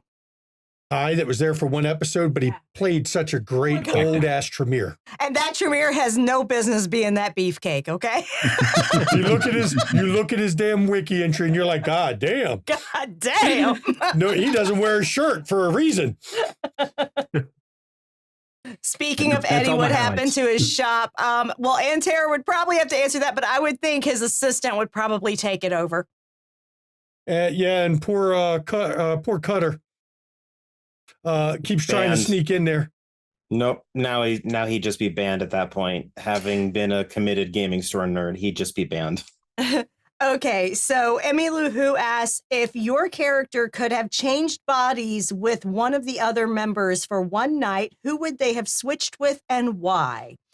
And Shanky, if you could have played any of the characters for one night, who would it have been? This That's is an easy. interesting question. That's an interesting thought exercise. Bo would have switched with Vlad.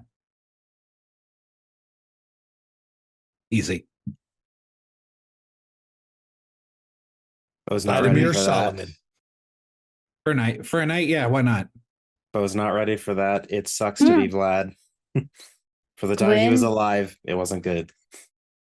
Gwen would have changed places with Sunday because she doesn't understand how Sunday thinks. And that confuses her. And so she'd hope that living a day as Sunday would kind of help with that.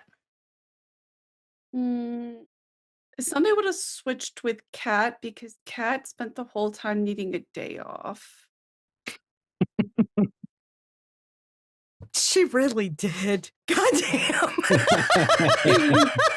She was constantly having to be on.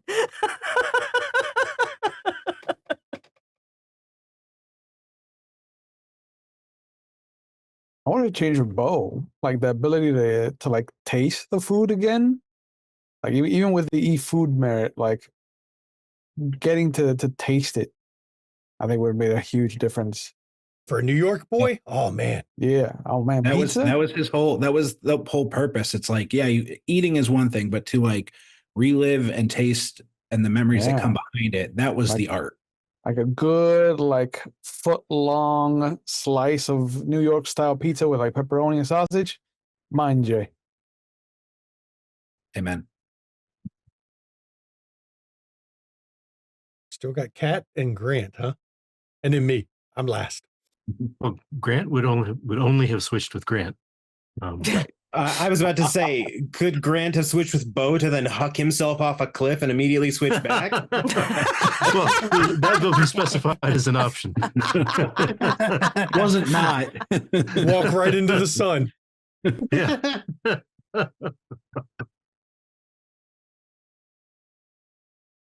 Alessandro would also only ever switch with himself because he's a Giovanni, so he thinks he's God's gift to existence. I actually would have likely traded and switched to be Gwen. Because the whole concept of Gwen is such a unique take on ministry.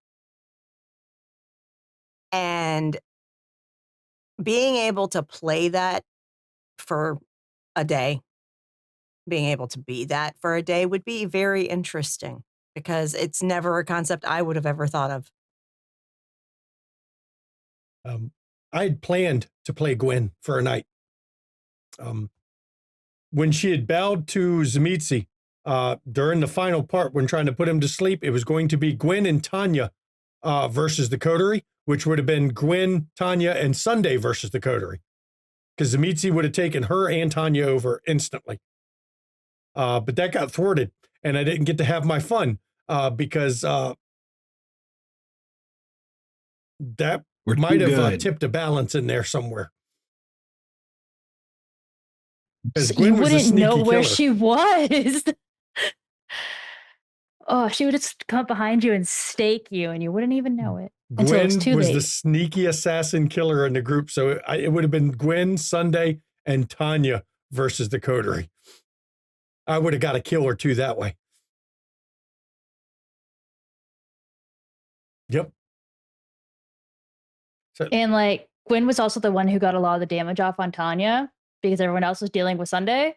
So it definitely would have flipped. the sword would have made Kat win eventually. But you would have run out of blood. Yeah, because the sword drains blood from whoever it hits. But I still think the combination of Gwen, Sunday, and Tanya would have been too much for, it would have incurred casualties. Bill wouldn't have been able to slip away for sure. Because as I recall on my notes, Gwen and Bo were side by side. So Bo would have been caught between Gwen and Sunday. Bo would have been fucked. Mm-hmm. That's why I was laughing this, because I'd actually planned on that. All right. Well, that's it for Twitch questions. Does anyone at the table here have any questions? I've got something I want to talk about for this, about the Chronicle as a whole and the story as a whole. The story that ended up being told, I'll be fair, was not the story I had planned when I started this one. My original plan for the story for this Chronicle was, this is a war-torn city. It is a divided city. But the Sabbat, it was supposed to be the war in the background. It didn't originally, my goal for it wasn't a war story as it turned out to be. It was, yeah, the war is going on in the background, but it's about how these kindred adapt to a war zone city, but not the pure focus of the story. And unfortunately, the problem with that is there's no way the Sabbat would actually have allowed the players to be on the sidelines of the war. By nature, you have to make the players the focus of the story. That is the point of playing these games. You'll notice even with the Antediluvians, the players were central to how it all played out. So with the Sabbat War, the players had to be, it was a mistake on my part. It was poor planning on my part. And I admit that the story I planned wouldn't work for the backdrop of the story and the background and the setup that I came up with. And that's unfortunate because in a lot of ways, it didn't allow the players to explore the story the way they wanted to. They didn't get to tell the story they wanted to because they had to focus on the war. And the war was all consuming on that. And as much as I enjoyed the Chronicle and I loved playing with these players, I'm very critical of myself. It is the way I am. And in a lot of ways, I don't feel this story was up to what I call the Shanky standard. It could have been better. It could have been, the players could have had a lot more agency and explored more of their backstory had I chosen a different backdrop for the game. And that's actually part of the reason why it's ending now at season 5, because the war story is done. And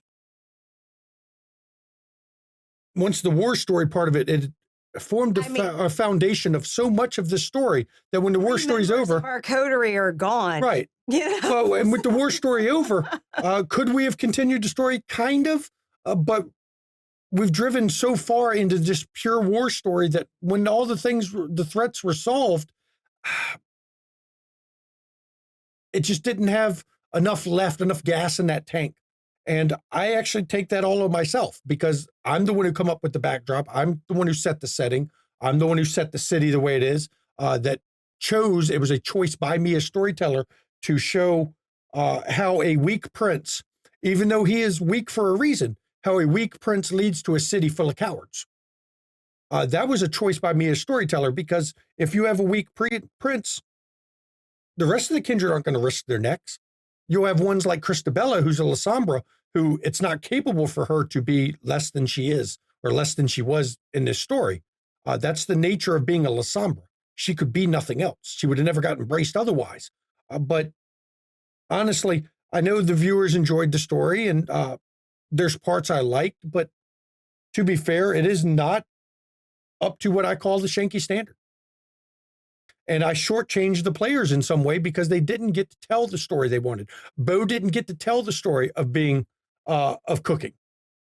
We showed him doing his project, but he didn't get to tell the story of a Toreador trying to be a chef.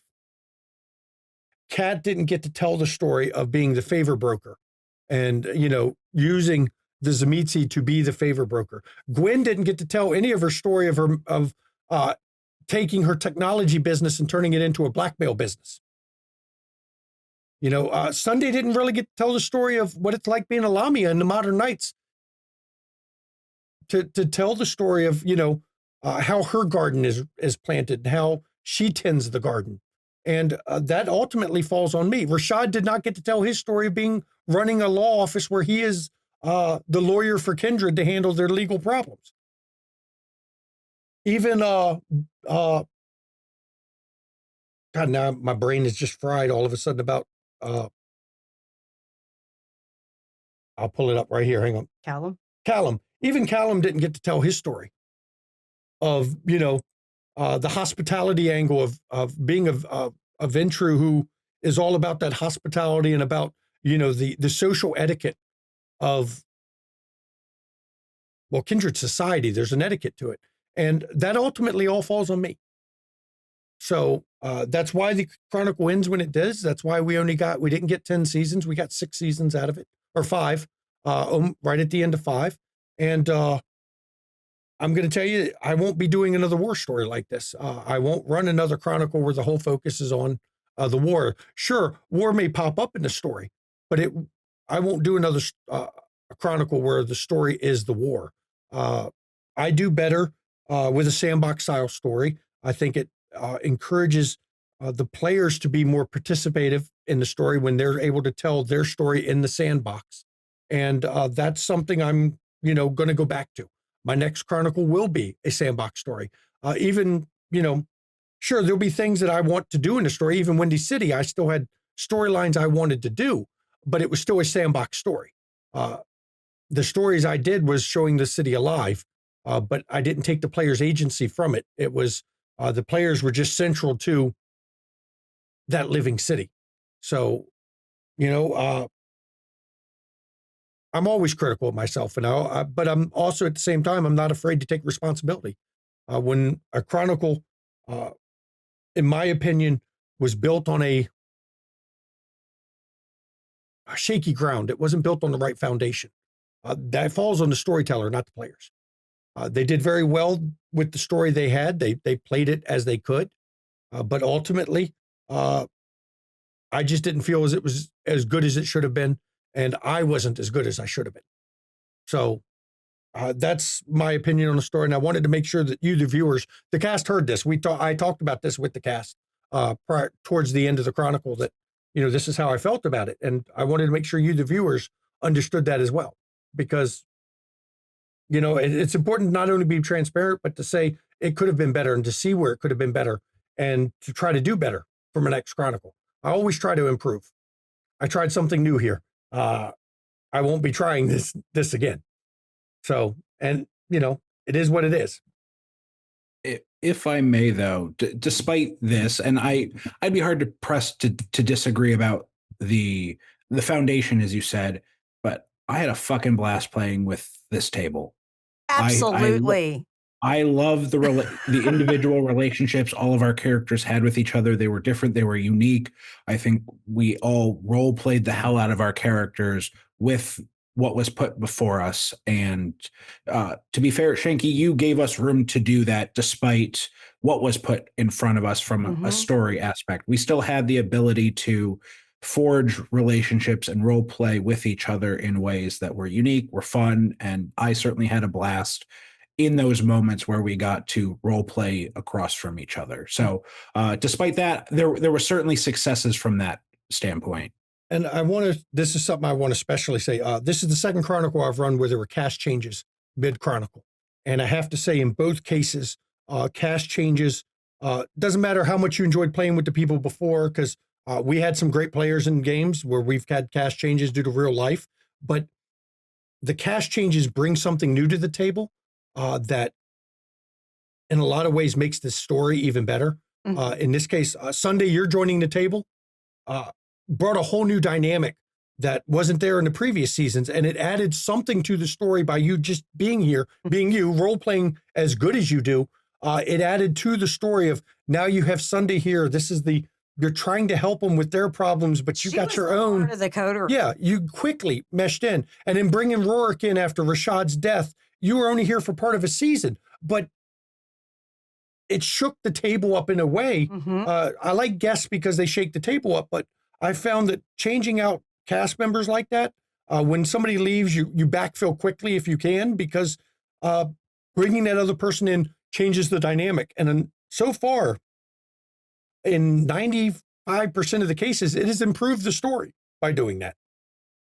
I actually like, Ravenous Archon, that you agreed to join us as Rurik for the final arc of the last season, because it allowed me as the character of Kat to show a slightly different side to her, because there was a softness in her towards her brother. It wasn't blatant, but it was there. Oh yeah, no, the first I want to say the first 3 seasons was all like fury and thunder. Right. And then to see the switch, I think, yeah, you're right. I think it was a very good shakeup. Yeah. And without Sunday joining us, the powerful scene at the end of the Chronicle where Gwen's contemplating going with Lasombre, and then Sunday and Gwen talking about that. That was a great fucking scene. It was a powerful scene of Sunday trying to tell her, you don't have to choose this. There's got to be another option. I love poor Sunday going around having one-on-ones with all the different members of the coterie, okay? And then she goes to Kat, and Kat's just like, you can't fix me. But you really can't fix me. One-on-one. It I shows, didn't get a one-on-one. but it also shows, everyone talks about the Malkavians and their clan curse. Kindred are fucked up individuals, all of them. They're fucked up in their own way. And Kat was a former revenant, y'all. right. They're Okay, all that's fucked up in their own way. Trauma. And so you got to see Sunday trying to help the trauma that these kindred, I mean, you're going through trauma, not only being a kindred, but what made you a kindred, existing, what you lost when you became a kindred. And Sunday trying to help with that trauma. If we hadn't brought her to the table, those stories would have never fucking appeared. I especially loved how everybody, after I came in, how everybody was just like, I can't believe that Rurik isn't playing nice with everyone. I was like, I was Sabat 2 minutes ago, guys. Like, Yeah. I'm not gonna change overnight. Yeah. And you didn't leave the Sabbat because you changed. You left the Sabbat because you knew the Sabbat wasn't the winning They're side. gone. Yeah. We're gone. It's a Yep. failed sect. Right. Yeah. Yeah. So it's not that, Rurik was still very much Sabbat based on his upbringing. I mean, he came up Sabbat, even worked his way up the ranks in the Sabbat. Kindred don't change that They much. don't change Yeah. that much or that fast. So he still thought like he was in the Sabbat. Look, the Somber switch sides because they knew they were losing. Rurik's survivor, or at least wants to go his terms. If he thinks the Sabbat's losing, why would he stay with him? Blind loyalty? That I don't think that fit Rurik's character. Oh, no. That doesn't fit a Rakosi, period. That shit has to be, dominated and fucking bound into existence, okay? But yeah, I just wanted to make sure, I talked about the changing of the cast because so far in most cases, like Windy City, we had Mirweird leave us.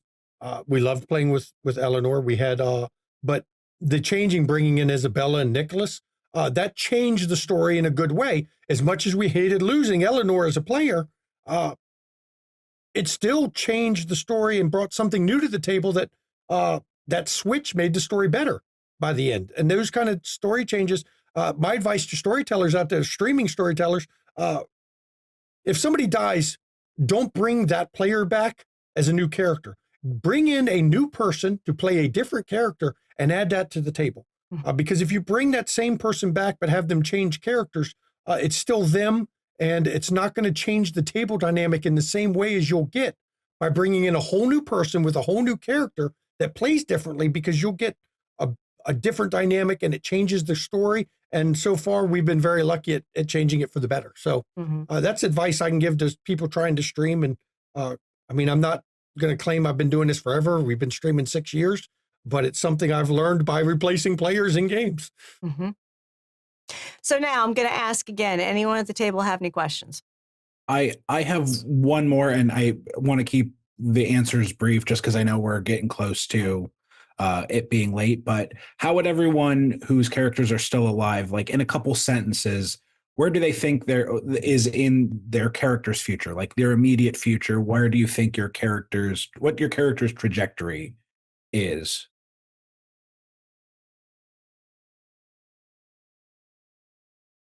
I think Gwen's is probably the most obvious. She's locked in with Lasombra. That's going to be the rest of her own life. She is going to be a kindred to reckon with. Yeah. And be a fucking monster in the process. Gwen is going to lose herself. She already has. That was her touchstone. She will lose herself, but gain all the power in the process. Because you know what? There's a price for power in Vampire. Yep. And Gwen's got to pay it. Maybe Gwen and Lily will get together and be friends. Oh, they friends? No. Compatriots, serving things in their own way? Yes. Rivals? Yes. At the same time. Will they kill each other? Not unless Lasombra gives that the okay. But they would still look at each other as rivals. That's just the way, that's what Lasombra wants. That encourages them to be better.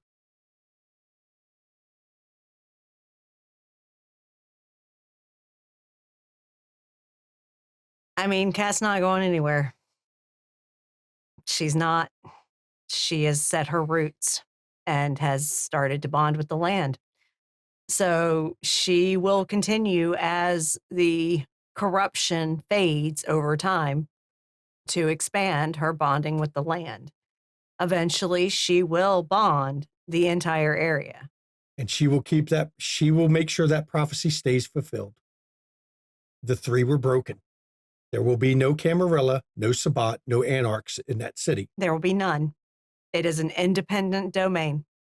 That was one of the prophecies. And there are 5 or 6 influential kindred that hold their own there. You've got Kat, you've got Bo, you've got Nick, the Nosferatu, you've got Johnny, because spoiler, Johnny did survive. You've got Dylan, who owns the restaurant. There's like 5 or 6 really influential and potentially powerful fucking ancillae to young elders that hold their own there, and they are fine. Now, after this stream, I'm going to post in the KC Domain Divided chat, be on our Discord to see this, the breakdown of the prophecy that was said towards the beginning of the Chronicle, the one that Rashad had. I'm going to explain what it meant. And part of it, Kat's going to fulfill. It is Kat who will fulfill it. Mm-hmm. Because, yeah, she's not going anywhere. She's also not forcing her children to marry Rikosi or other Revenant lines to keep the Revenants going. She's going to let them live their lives. Once the Sabbat was handled, she stopped the bond and, direct ghouling. There's still Revenants, but the direct ghouling of them, she completely stopped that. They are free to live their own lives. The end of the whole fucking Revenant program with her family is done with her. She is breaking generational trauma. We know how Rourke ended up. We know what his future was. But in the same line, a couple sentences commenting on how you ended that, because that's something I don't think the viewers heard. The little nod when the Archon showed up and Kat was like, yeah, a Sabbat Templar took out the HOA. I was like, I sure did, baby. That's the long con. I still won anyways. But yeah, I think we alluded to it when Rurik asked Bo to borrow his C4. He wasn't going to get that back. Spoiler alert. That's not something you borrow. Maybe. But yeah, I think the plan was always after the spot appeared, like the black spot. I think it was like, oh, I'm not gonna be somebody's slave. So it was like, oh yeah, Bo has dynamite or C4. I'm gonna use that, and I'm gonna take out 2 birds with 1 stone. I'm gonna take out the whole HOA. And in that case, like, I still won, even though it was a sacrifice. You but had I wasn't a gonna choice. go out a slave. Yeah, I wasn't gonna go out a slave. You No had a offense to choice, Gwen. and you chose what you chose was how Rourke would make that choice. You're gonna die either way. You're gonna lose one way or another. You can't stop Lasombra from. Well, you can. There's only one way to stop what Lasombra wants. Rurik had basically spent his whole existence being a slave. First as a revenant, then as a direct ghoul, and then as a childer to their grandmother. And the Valdarian, the Sabbat, the pack Yeah. blood bond to the Yes. Sabbat itself. Yep. Literally, he was a pack priest in his pack. So literally, he'd always been basically a slave. And Kat having him not diablerize Nelson was her trying to give him the opportunity to seize his own freedom. Because she was curious what he would do with it. Unfortunately, he didn't get to do much. He died on his own feet. But he died on his own fucking terms and did not go out a slave. He died standing rather than kneeling. Yeah. And she respected the hell out of that. I went 10 rounds with Sunday too. Fuck that. I survived. I expected her to kill you. Had she Yeah, So did I. close. had the Cake, players I was like, I'm prepped, dead. So close. here's the thing. Had the players thought to prep before the scene by activating all their powers before the scene, Sunday would have killed you. I but- almost asked if I could, and then I was like, And because you didn't, because you didn't go into it with Fist of Cain and everything and prowess and everything already activated, Rurik had a chance. And it's one of those things you didn't know it was coming, but your choices led to the survival of him because you didn't activate everything. Bo would have probably not gotten away from you either. You would have first hit Bo and fucking nuked him one hit. Yeah, if Bo went out that way and not sacrificing himself to take out Grant, he would have been pissed. Toreador versus Hikata. Yeah, most know how that fight turns out. Lamia? Oh, God, yeah. I'm just Lamia like, most of the disintegrate damage things. Kat took from fights and shit was damage she did to herself. And like the truth, Zamisi, the only thing worthy of hitting me is me. I think the only time Gwen really got hit was when she was riding on Kat's back. Yeah. And then she's like, nope. And then I'm the fight done. on Grant's area. And then at Yeah. Grant's area, yeah. That But yeah, was the she started karmic. off riding on already on Kat's back. Yeah, That fight that's right. started. Yeah. I think that was Bo's karmic balance. All of the Wraith trauma balanced out by his ability to dodge like crazy and not get hit. I may have taken one or two superficial damage in all of those last handful of combats we had. And you didn't Combined. have a lot of dice. You just got really lucky when Yeah. when it came time I to just roll. rolled high. Yeah. It made sense that you were And Urian's magic brother. bullets. Yeah, it made sense that you were Urian's brother because he's never fucking failed a frenzy roll. So why wouldn't you survive all your fucking attacks? No, literally, your Annie, not your Audi, has a golden horseshoe up his ass when it comes to saving his characters' lives, okay? One way or another, he I was was- dying in that scene with Grant at that final battle. There's just no way. Yeah, he had to die. The character had to die. Literally. That's the only way his character died. Okay, his character had to die. See, what we didn't learn was that Grant's middle name was Nicholas.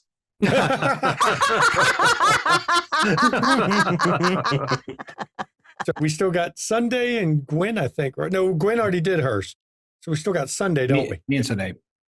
Okay. I think Sunday's main takeaway from it being Bahari and Alamia is protecting those who are weaker than her. So I think given a long enough timeline, she would probably continue to be a bigger and bigger problem until such a time as she could fight God or someone killed her. I mean, it fits. You would have been a problem because the Camarilla at its core bullies those the younger, those not in power are bullied by the Camarilla itself. It's designed that way. For the eldest among you and the most powerful to lord that over those who don't have that power. It's designed from the ground up. I mean, wait till the Convention of Thorns in our Dark Ages stream. It's designed for that reason. So yeah, I think Sunday would definitely be a problem. I'm just like, Kat was like, what, in the last scene with the fucking archive, the tower is going to be watching. Okay, voyeurs, go watch while everybody else does the real work, Yeah, if it's not a Camarilla domain, the Camarilla threats really feel kind of watery. But you know damn well they'll watch it. They don't care if it's a Camarilla domain or not. If if Kat does something masquerade breaching, the Archons will descend on her anyway. Yeah. Which shows you, the Camarilla, they got to have their fingers in fucking everything. And that's why everything is fucked up, because they're trying to do so many things at once. There's not enough Justicars and Archons to do it. No. So they try to do so much at once, they can't fucking do anything. And let her get good enough with Khuldunism, that Archon won't be able to step foot in the fucking domain again. Straight up, what is it? The more you tighten your grip, the more systems fall through your fingers. Yeah. That's the fucking Camarilla in a nutshell. Exactly what happened to Kansas City. They came into a Sabbat-controlled domain trying to take it over when they really didn't have the manpower to do such. And didn't give Manuel support to do it. No. Camarilla's always been short-sighted.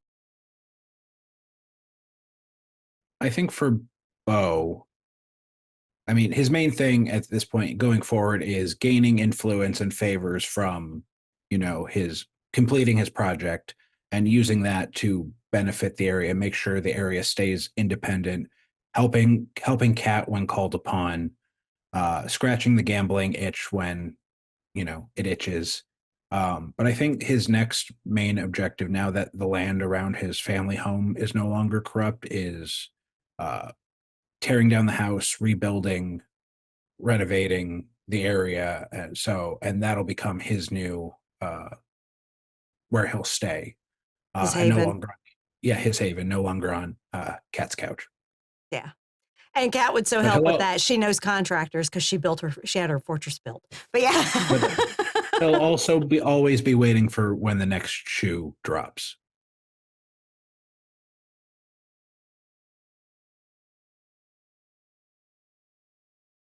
Yep. Any other questions from the table? Maddox? I do. It's a very general one just because I am a fan of multiverse theory.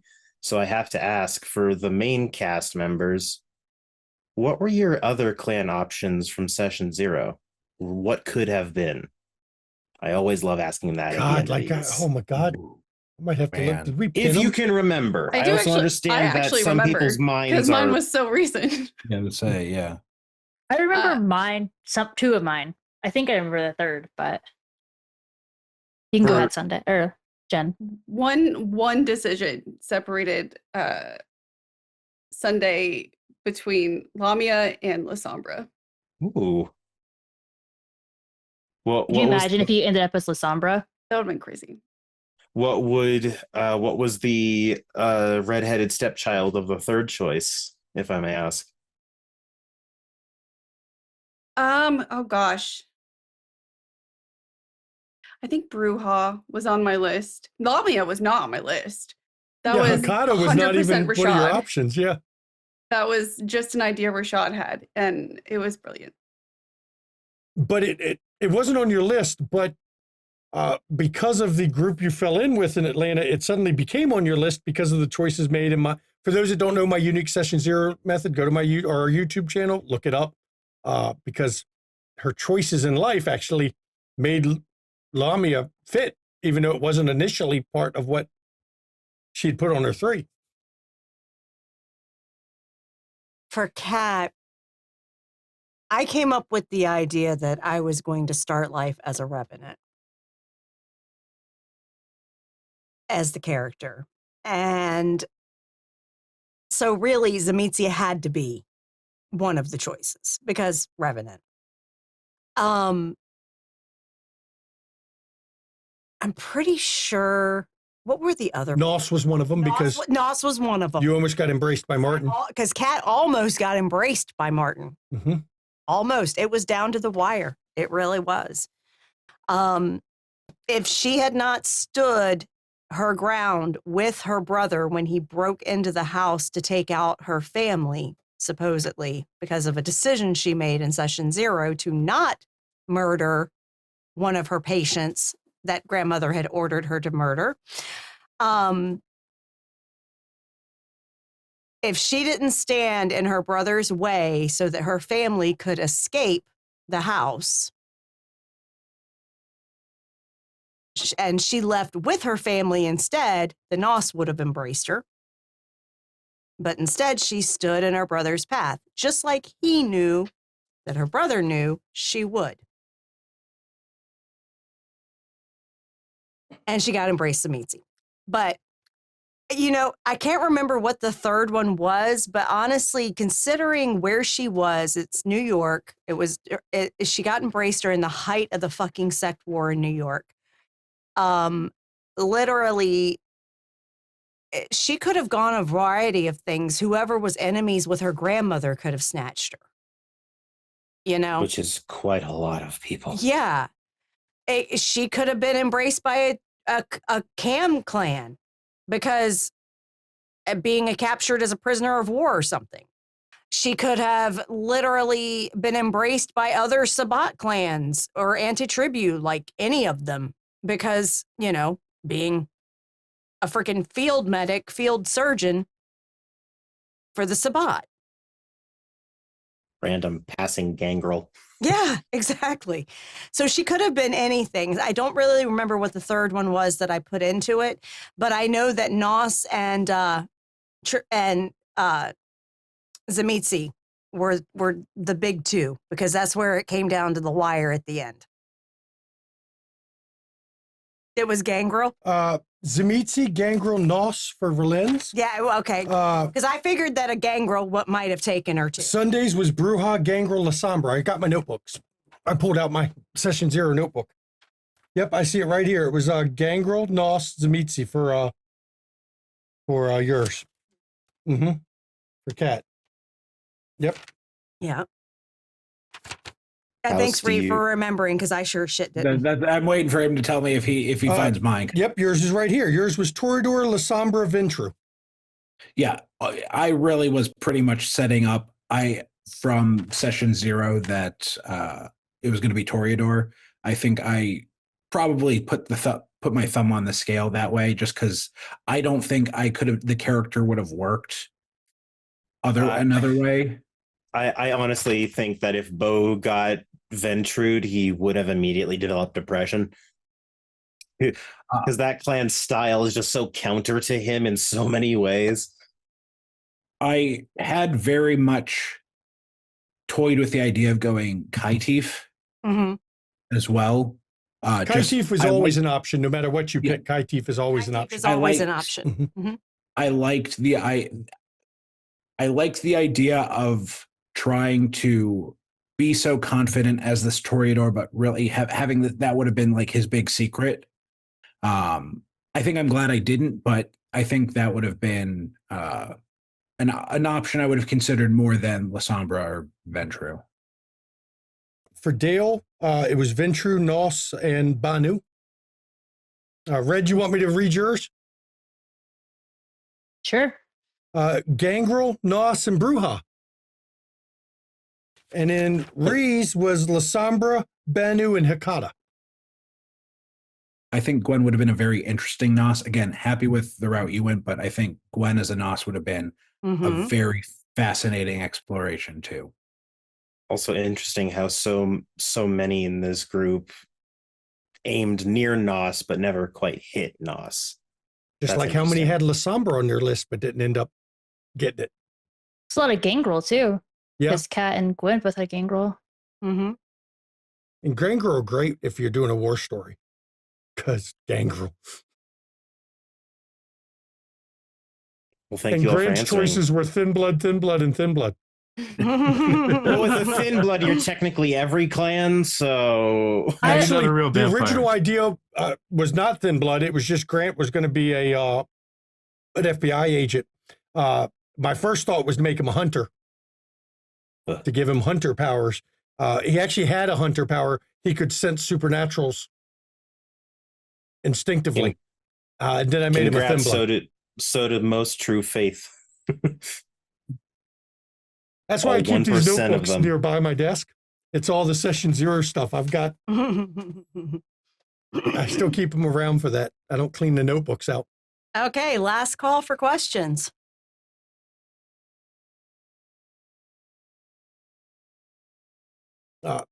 Not a question, but I just want to say thank you to these players here at this table and the guests and re-rolls who he's in chat tonight. the thank you. I enjoyed the story. Like I said, it could have been better, and I admit that, but I still loved playing with you all.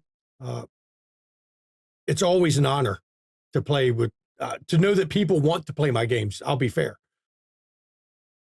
I always consider myself just some schlub who decided to get in front of a fucking camera and tell stories. And the fact that my brain is twisted and for some reason I grasp Machiavellian politics in a weird way, instinctively, and people want to play that.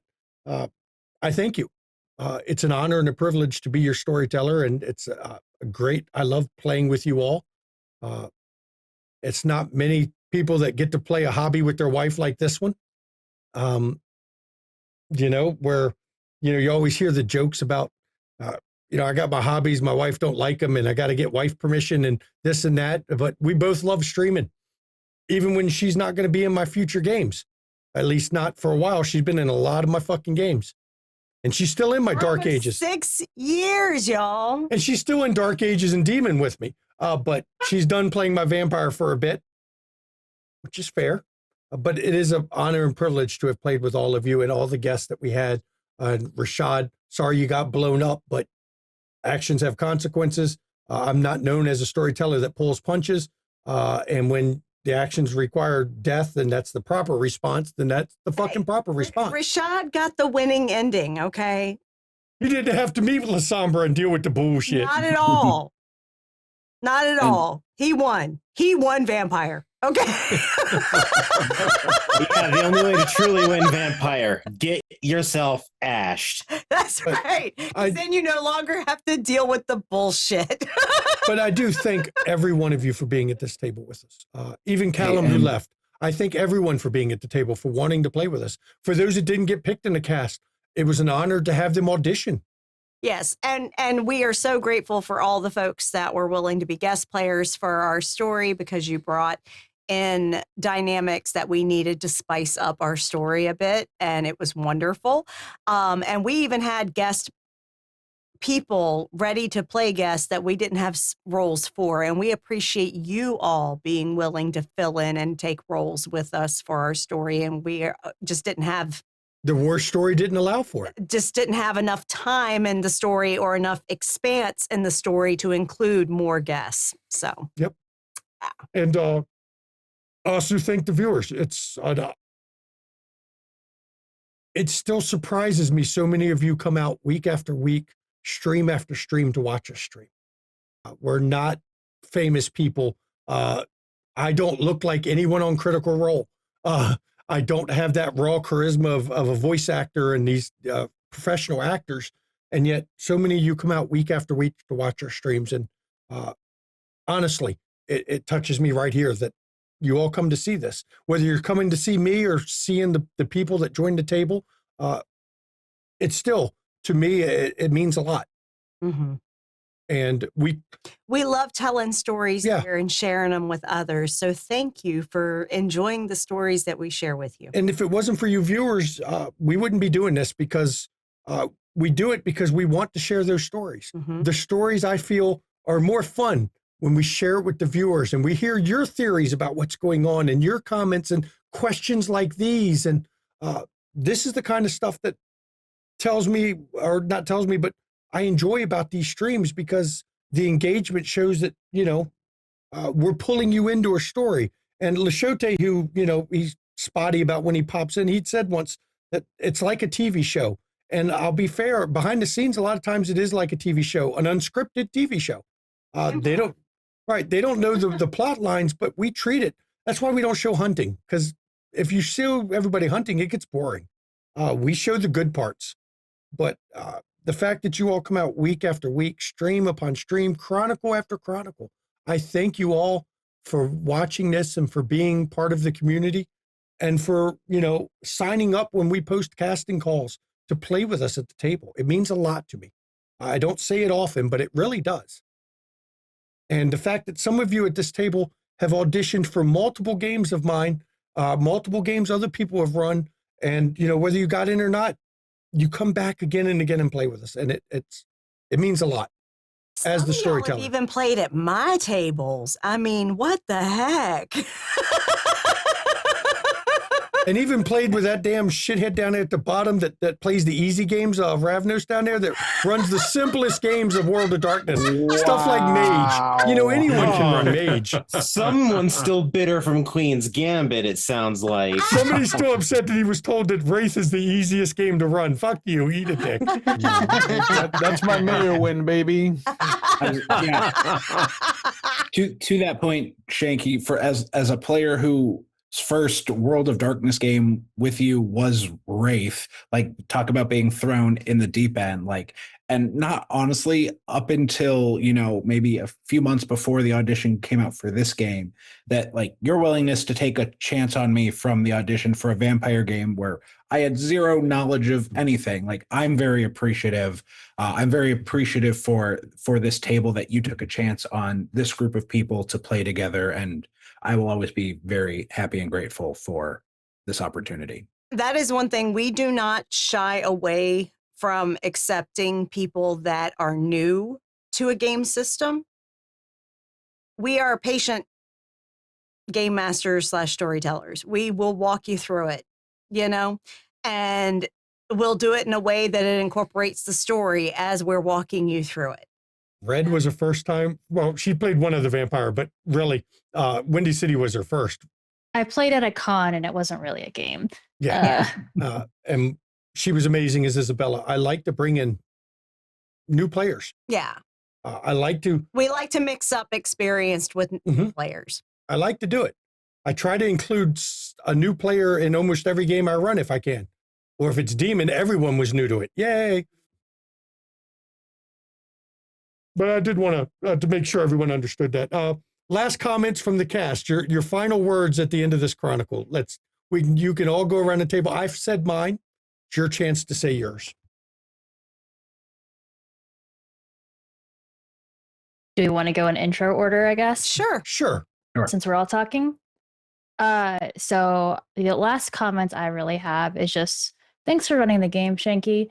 Like, I know that you are skeptical, doubtful of how you ran it, but honestly, I had a lot of fun. I really enjoyed it. I enjoy all your games that I'm in, which is why I keep coming back. I think you're genuinely my favorite storyteller. I thank you. I'm not very good at taking compliments, but thank you. Means a lot because I'm always critical of myself. I am my harshest critic, and I always will be. And imposter syndrome is a motherfucker, and I have that too.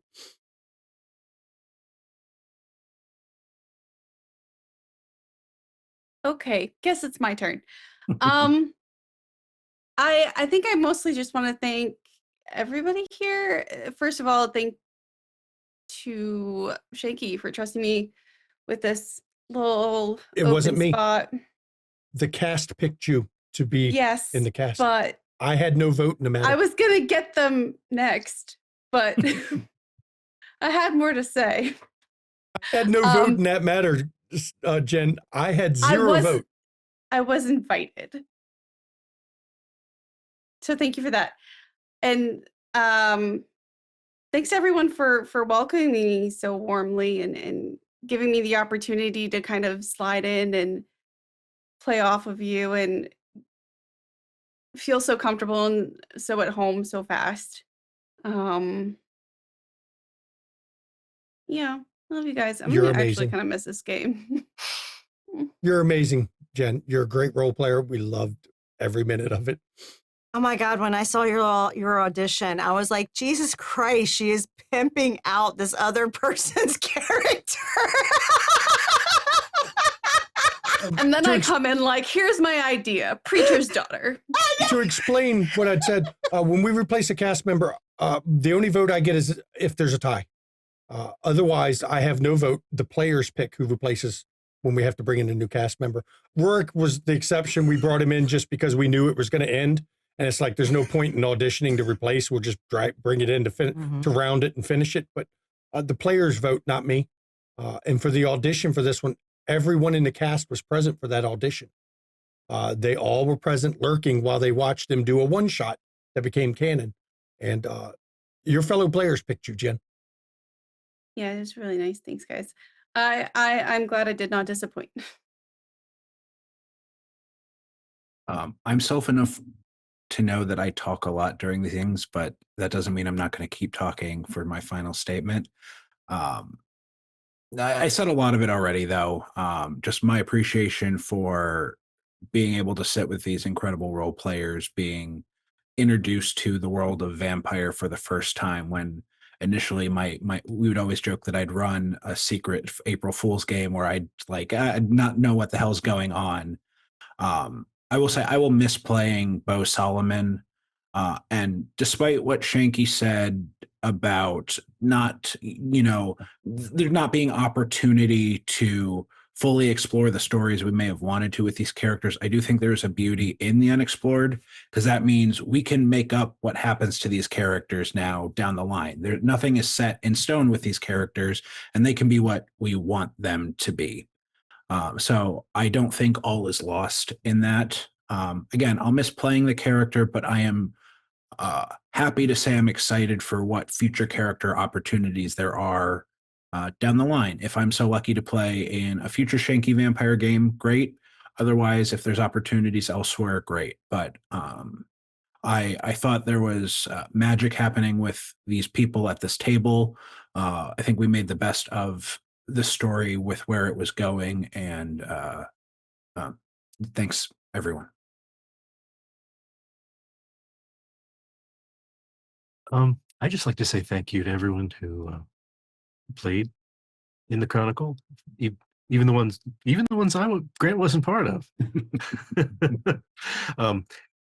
And I truly appreciate being chosen as a guest to come play across from you, Bo.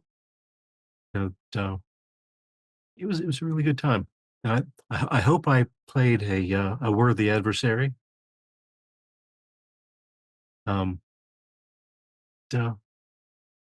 Thanks for that.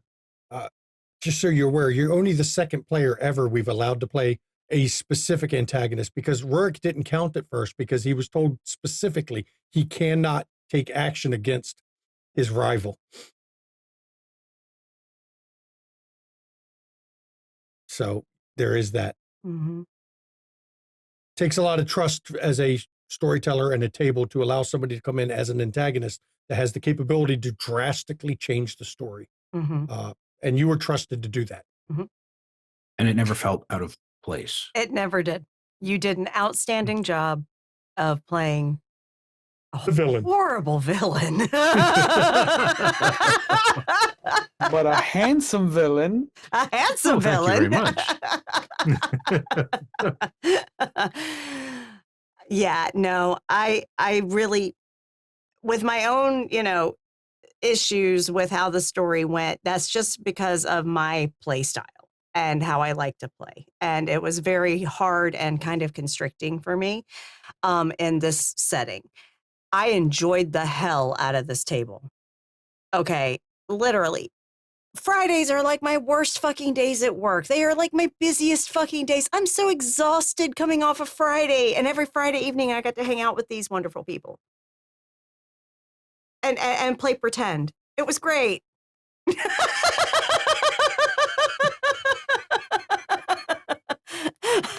So seriously, thank you all, and to our guests as well, because it was exactly the distraction I always needed on a Friday night. So thank you so much. And yes, there, in spite of everything Shanky said and even things I have said, there was still really good fucking story that came out of this. Really good fucking story. And yeah, it does leave the characters that survived. Their stories are kind of a bit open-ended. We kind of know Gwen's is kind of set in stone, but for the most part, everyone else's is a little bit open-ended as to what could become of them. And it's great when you leave a story with that, where there's still potential for the characters down the line.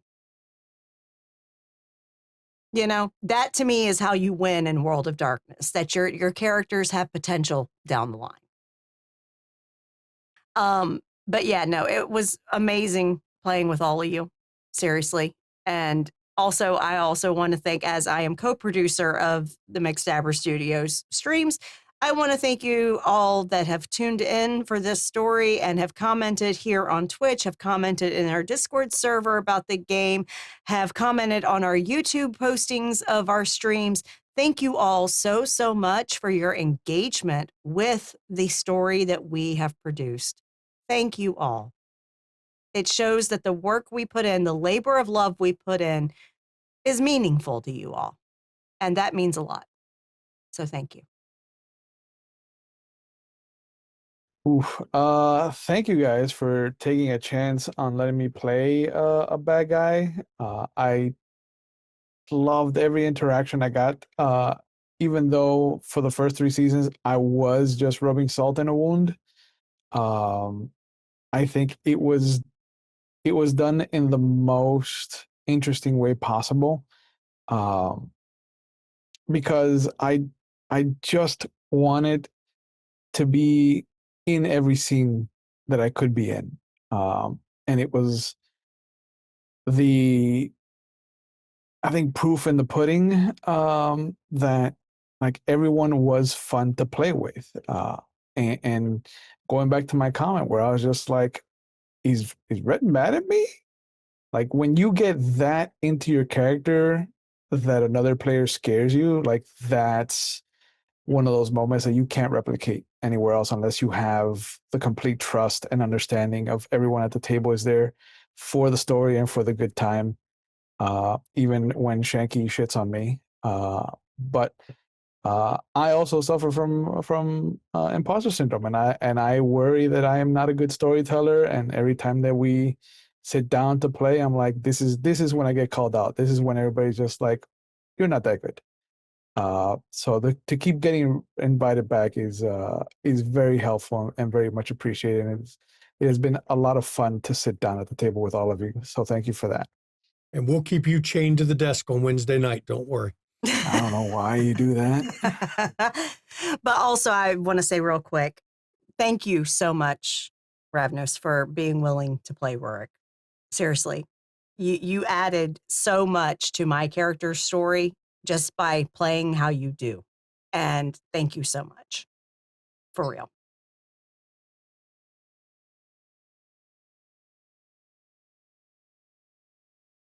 I guess that leaves me as, Maddox, the professional guest player.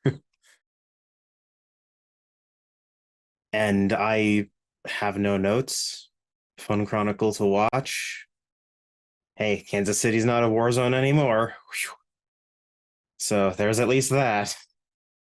And, the fur coat sort of died, so I had to slip on my Italian leather instead. So that was a fun little transition as well. Weird to play 2 characters in the same Chronicle. And as a finality thing, I guess I'm just really excited to see what you guessed me as for your next Chronicle, Shanky. Can't wait. Well, I mean, you could always apply, but for those that don't know, I know a lot of people know because they're on our Zoom Hangouts and they've seen me talk about it. My next plan is a V20 game. It's going to be set in Chicago during 1995 when Loden was Prince, the height of his power. We're going to explore that. And at some point, we're going to go over the fall of Loden and transition to the city when there was no prince. It is not a war story. It is a power game. It is the kind of story I do best. Politics. How does a city run when there's no prince? A political sandbox. Political sandbox in 95. But it will require everyone who plays to play a very new kindred, which Mama has already said she won't play in it. Just from that fact alone, she won't Just play for that a new fact alone. kindred. I don't like to play fucking newbies. It's a neonate game.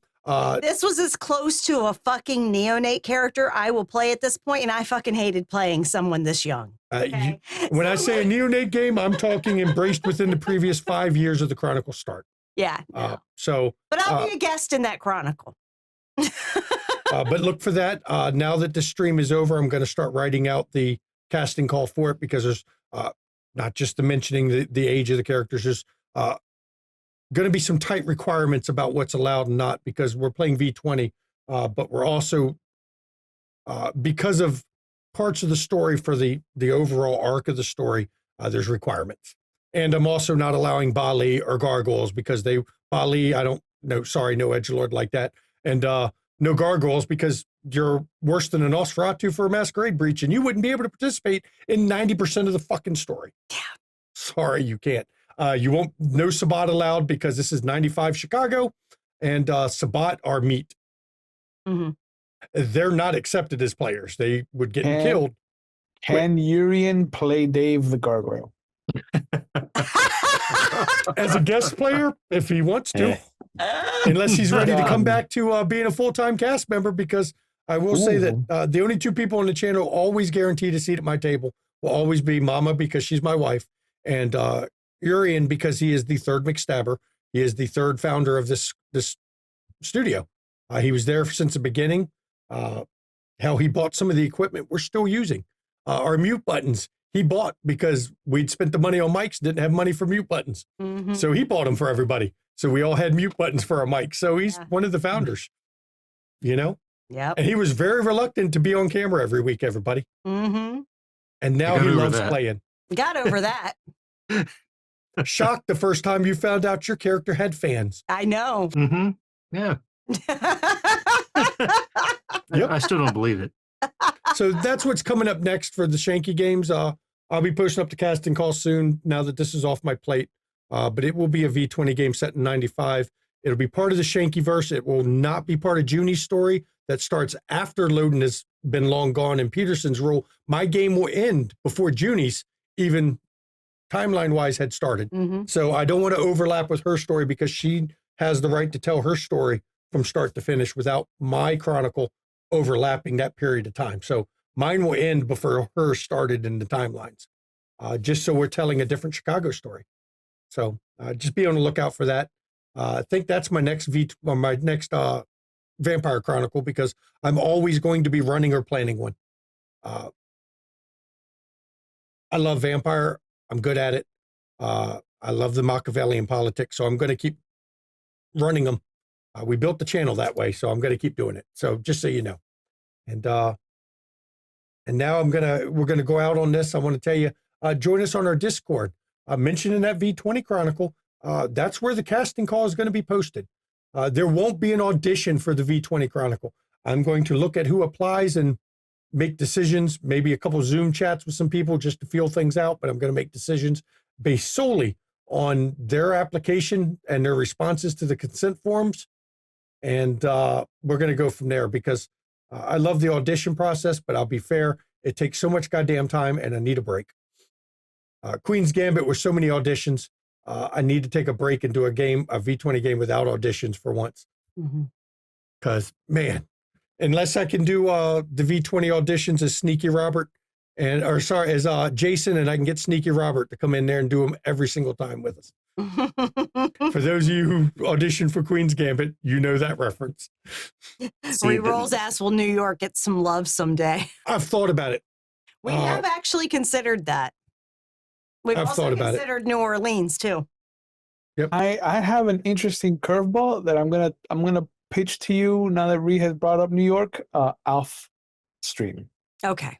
I also wish to pitch a curveball off. But it is Queen's Gambit-esque. Oh Lord. I have thought of doing a mini series in New York as a Sabbat miniseries during the Sabbat War in New York, when the Sabbat were the Sabbat. When they were on top of their shit. It's a war story that they're winning from the get-go.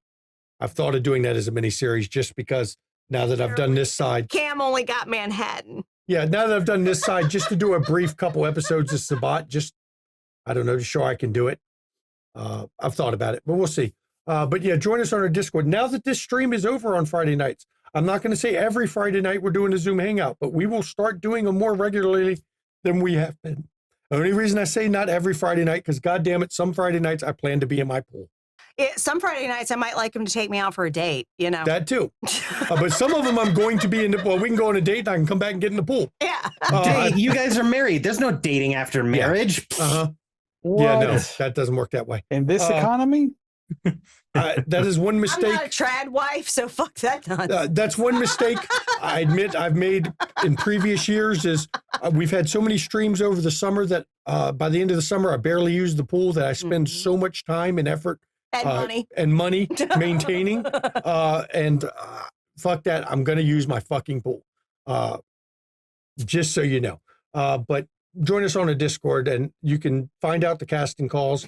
You can hang out with people. We've got a good community. We do our Zoom hangouts. It's a good place to be.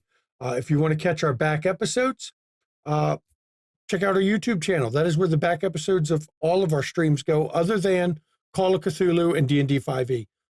Tis, the wonderful keeper of arcane lore, who at various times have been anywhere from 95% to 99% human, depending on what she's put for her tagline.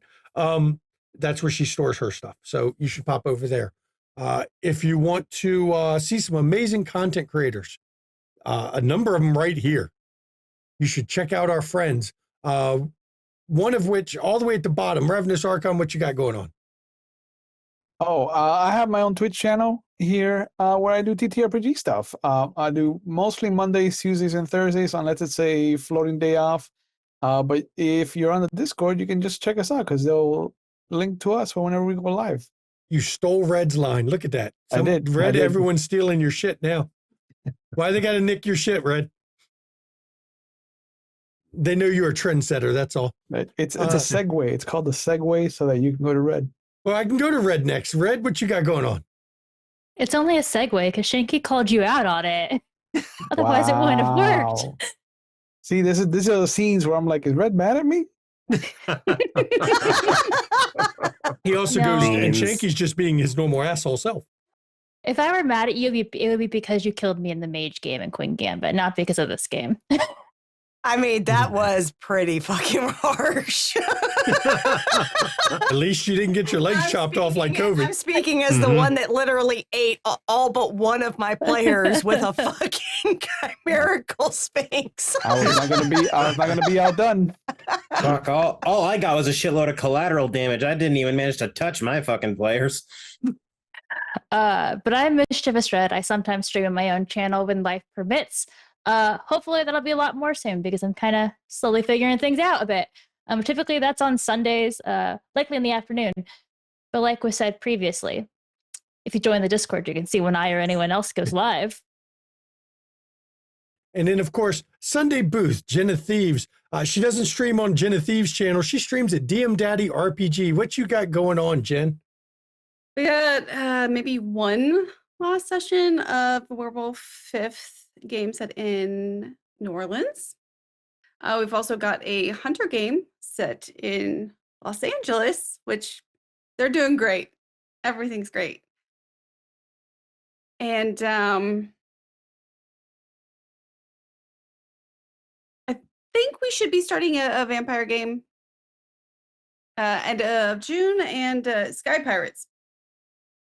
Sky Pirates. Okay, that's Sky Pirates are coming. I don't remember what system it is, but Sky Pirates coming soon. Whenever I hear Sky Pirates, I think of Old Earth Dawn because they had the sky ships in it. It's an old game. I go to Time Bandits. That's a whole different game. And of course, not shown tonight in this stream here. You can pop over to Junie Von Esch's channel. She has made it very clear to me she's a hooker, not a stabber. She crochets. I will never forget that now because her saying she's a hooker, that was pretty funny to me. So your wife is a hooker and a stabber. Yeah, well, you know, career goals, right? So check out Junie Von Esch. Not simultaneously. She makes she makes really cute.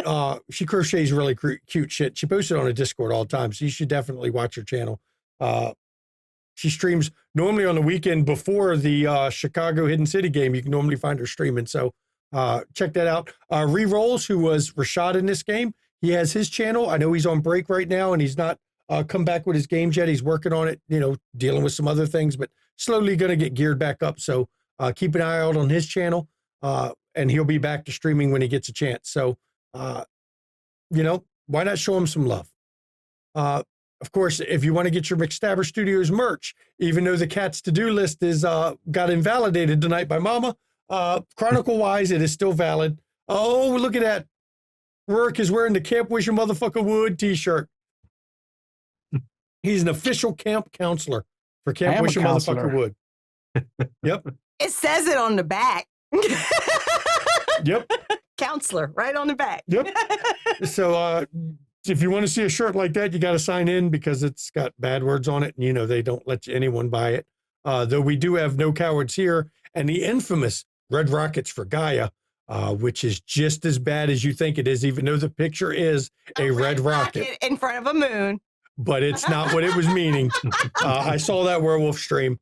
That's not what it meant. So, and as always, everybody, bits and donations, those go to the players of these streams, not to the studio. The studio does take the taxes out because Uncle Sam beats the shit out of us every year on taxes. But other than that, the bits and donations go straight to the players, and not to Mama or I. Even though we're players in these games, we don't take the bits and donations. It's just a way to you give back to the players for the time and effort they put into doing these streams with us. If you want to support the studio, subscribe on Twitch. When you subscribe on Twitch, you don't get ads, which is nice. And if you have Prime, you get a free subscription every month. Think about using it on us. But if you want to support the studio and you don't want to give Twitch half the money, because they take 40% now, I think they give you 60% of it. You can go over to KoFi, buy Mama a coffee. It's a way you can give something to us. But money's tight, and I understand it. And I don't want you to spend money you don't have. So one way you can support us that costs you $0 is you can go to our YouTube channel, like the video, comment on our videos, subscribe to the channel, hit the notification icon. You don't even have to watch the whole video. It helps if you watch it, but even if you don't watch the whole video, just commenting on the video drives up engagement. It's a free way that takes just a few minutes that you can help the channel out, and that's my part. Mama can give the schedule because even though this is ending, we still have other games. Yes, we do. So thank you all for joining us for the final Chronicle Q&A for Kansas City, A Domain Divided. Coming up tomorrow at 8 p.m. Eastern, Junie is here with her crew of vampires in Vampire the Masquerade, Chicago Hidden City. We are in season 2. We already started up in 2011. We're in May of 2011 now. We are rolling towards the Summer Convention of Chicago. And shit's getting, we're ramping up. We had our good first session. It was a nice little setup for things we were going to start dealing with in this season. And we will see where we go. So that's 8 p.m. Eastern tomorrow. And then on Wednesday, 8 p.m. Eastern, Shanky is back with Vampire the Masquerade, Dark Ages, the Transylvania Chronicles. 8 p.m. Eastern, Wednesday. Some anarchs fucked up, gate crashing a damn party that has two 5th gens guaranteed in the party at this moment, plus a lot of other powerful people. Gonna bust in the door like it. And 4 if you count the 2 Tremere. Yeah. 5th gen vampires in this party, and Anarch Gate Crashers just busted in. It's not going to end well for him. No, it won't. Take bets to see which of the Zmisi in that room acts first. Oh, yeah. They'll beat us all to the punch. And you've got 3 La Sombra in the room, too.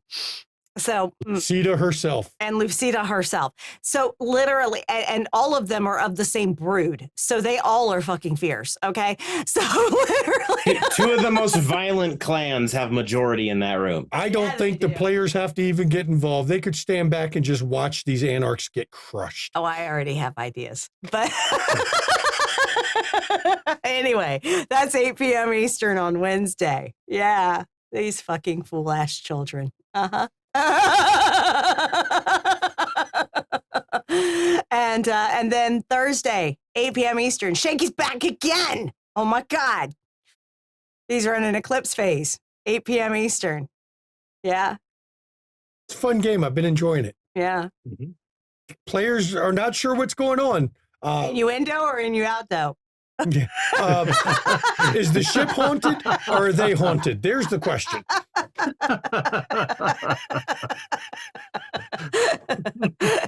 Yeah, so it's a fun sci-fi game with, some transhumanism themes of swapping bodies and shit, and it's a mystery that they are solving, like what the hell's going on and why have they lost some of their memories and what's happened with their other sleeves, I guess you could call them. It's or morphs or whatever they're called. Yep. And literally it's A lot. What is that sweet voice that calls to them in the back of their mind as strange shit starts happening? It's a trap. That's what it is. It's a trap. It's a shanky game. It's a trap. They spent a whole episode on the ship just dealing with strange shit, and I loved it. Yeah. So that is at 8 p.m. Eastern on Thursday. And that's it, because this game is done, y'all. Yay! Thank you all for joining and asking us questions. And as always, when we end these streams, everybody, mental health, it's not a joke, not a laughing matter. Please take your mental health seriously and take the mental health of others seriously. A lot of people out there, and myself included, suffer from mental health issues. And one thing you'll find is that people are very good at masking and hiding when they're having issues and they're having a trouble in life. And sometimes it just takes a kind word, someone to reach out, say, hey, you okay? Or how you doing? What's been going on in your life? Sometimes that's all it takes to help pull them out of the shell. And I say that because I know I've helped pull people out of the shell just by doing exactly that. So please do that. And if you suffer from mental health issues, first of all, it's okay to not be okay. And while mental health is health, we want you to take care of yourselves. If you feel the need, reach out to your own support network, those around you. And I know there's a stigma that shouldn't be there, but it is there. And it's hard sometimes to do that. So if you don't feel you can do that, in chat's a list of numbers you can call or text 24 hours a day, 7 days a week. There'll be somebody on the other end of the line to help you out. And if you are in crisis, please call those numbers. And I know the odds of you being in crisis are when you're not watching a stream, or you may not be in the US where those numbers apply. So you can go to findahelpline.com, put in your country, find out the support lines in your country. Please take care of yourselves. I mean that from the bottom of my heart. As somebody who has lost friends due to the effects of what mental health can cause people to do, please don't join that number, okay? And now I can turn it over to my lovely wife for her portion of the outro. All right. So please do take care of your mental well-being, y'all, and take care of your physical well-being. I'm Mom McStabber. I'm a registered nurse, and I'm going to tell you that you need to make sure you get your damn shots, okay? You need to get vaccinated, for real. Tdaps every 10 years, y'all. If you don't remember the last time you got one, go get one, okay? And MMRs, you need to, make sure that you are all boosted up with that. And make sure that you get your children vaccinated too. If you're responsible for young people, make sure they're vaccinated. Because herd immunity is not to protect the anti-vaxxers. Herd immunity works when everyone that can get vaxxed does get vaxxed. That way it protects those that can't get vaxxed. That's how herd immunity works. So get fucking vaxxed, y'all. For real. And they don't cause autism. Correlation is not causation. And just because most autistic symptoms start to show around the time of the MMR vaccine in young children doesn't mean that it causes autism. Okay? That's just genetic. I can show you a chart that shows as the number of pirates in the Caribbean went down, autism rates went up. That don't mean that's the cause of it, okay? Exactly. And the research that said that the vaccines did cause it was proven falsified. Yeah, it was proven to be bogus. So vaccines don't cause autism.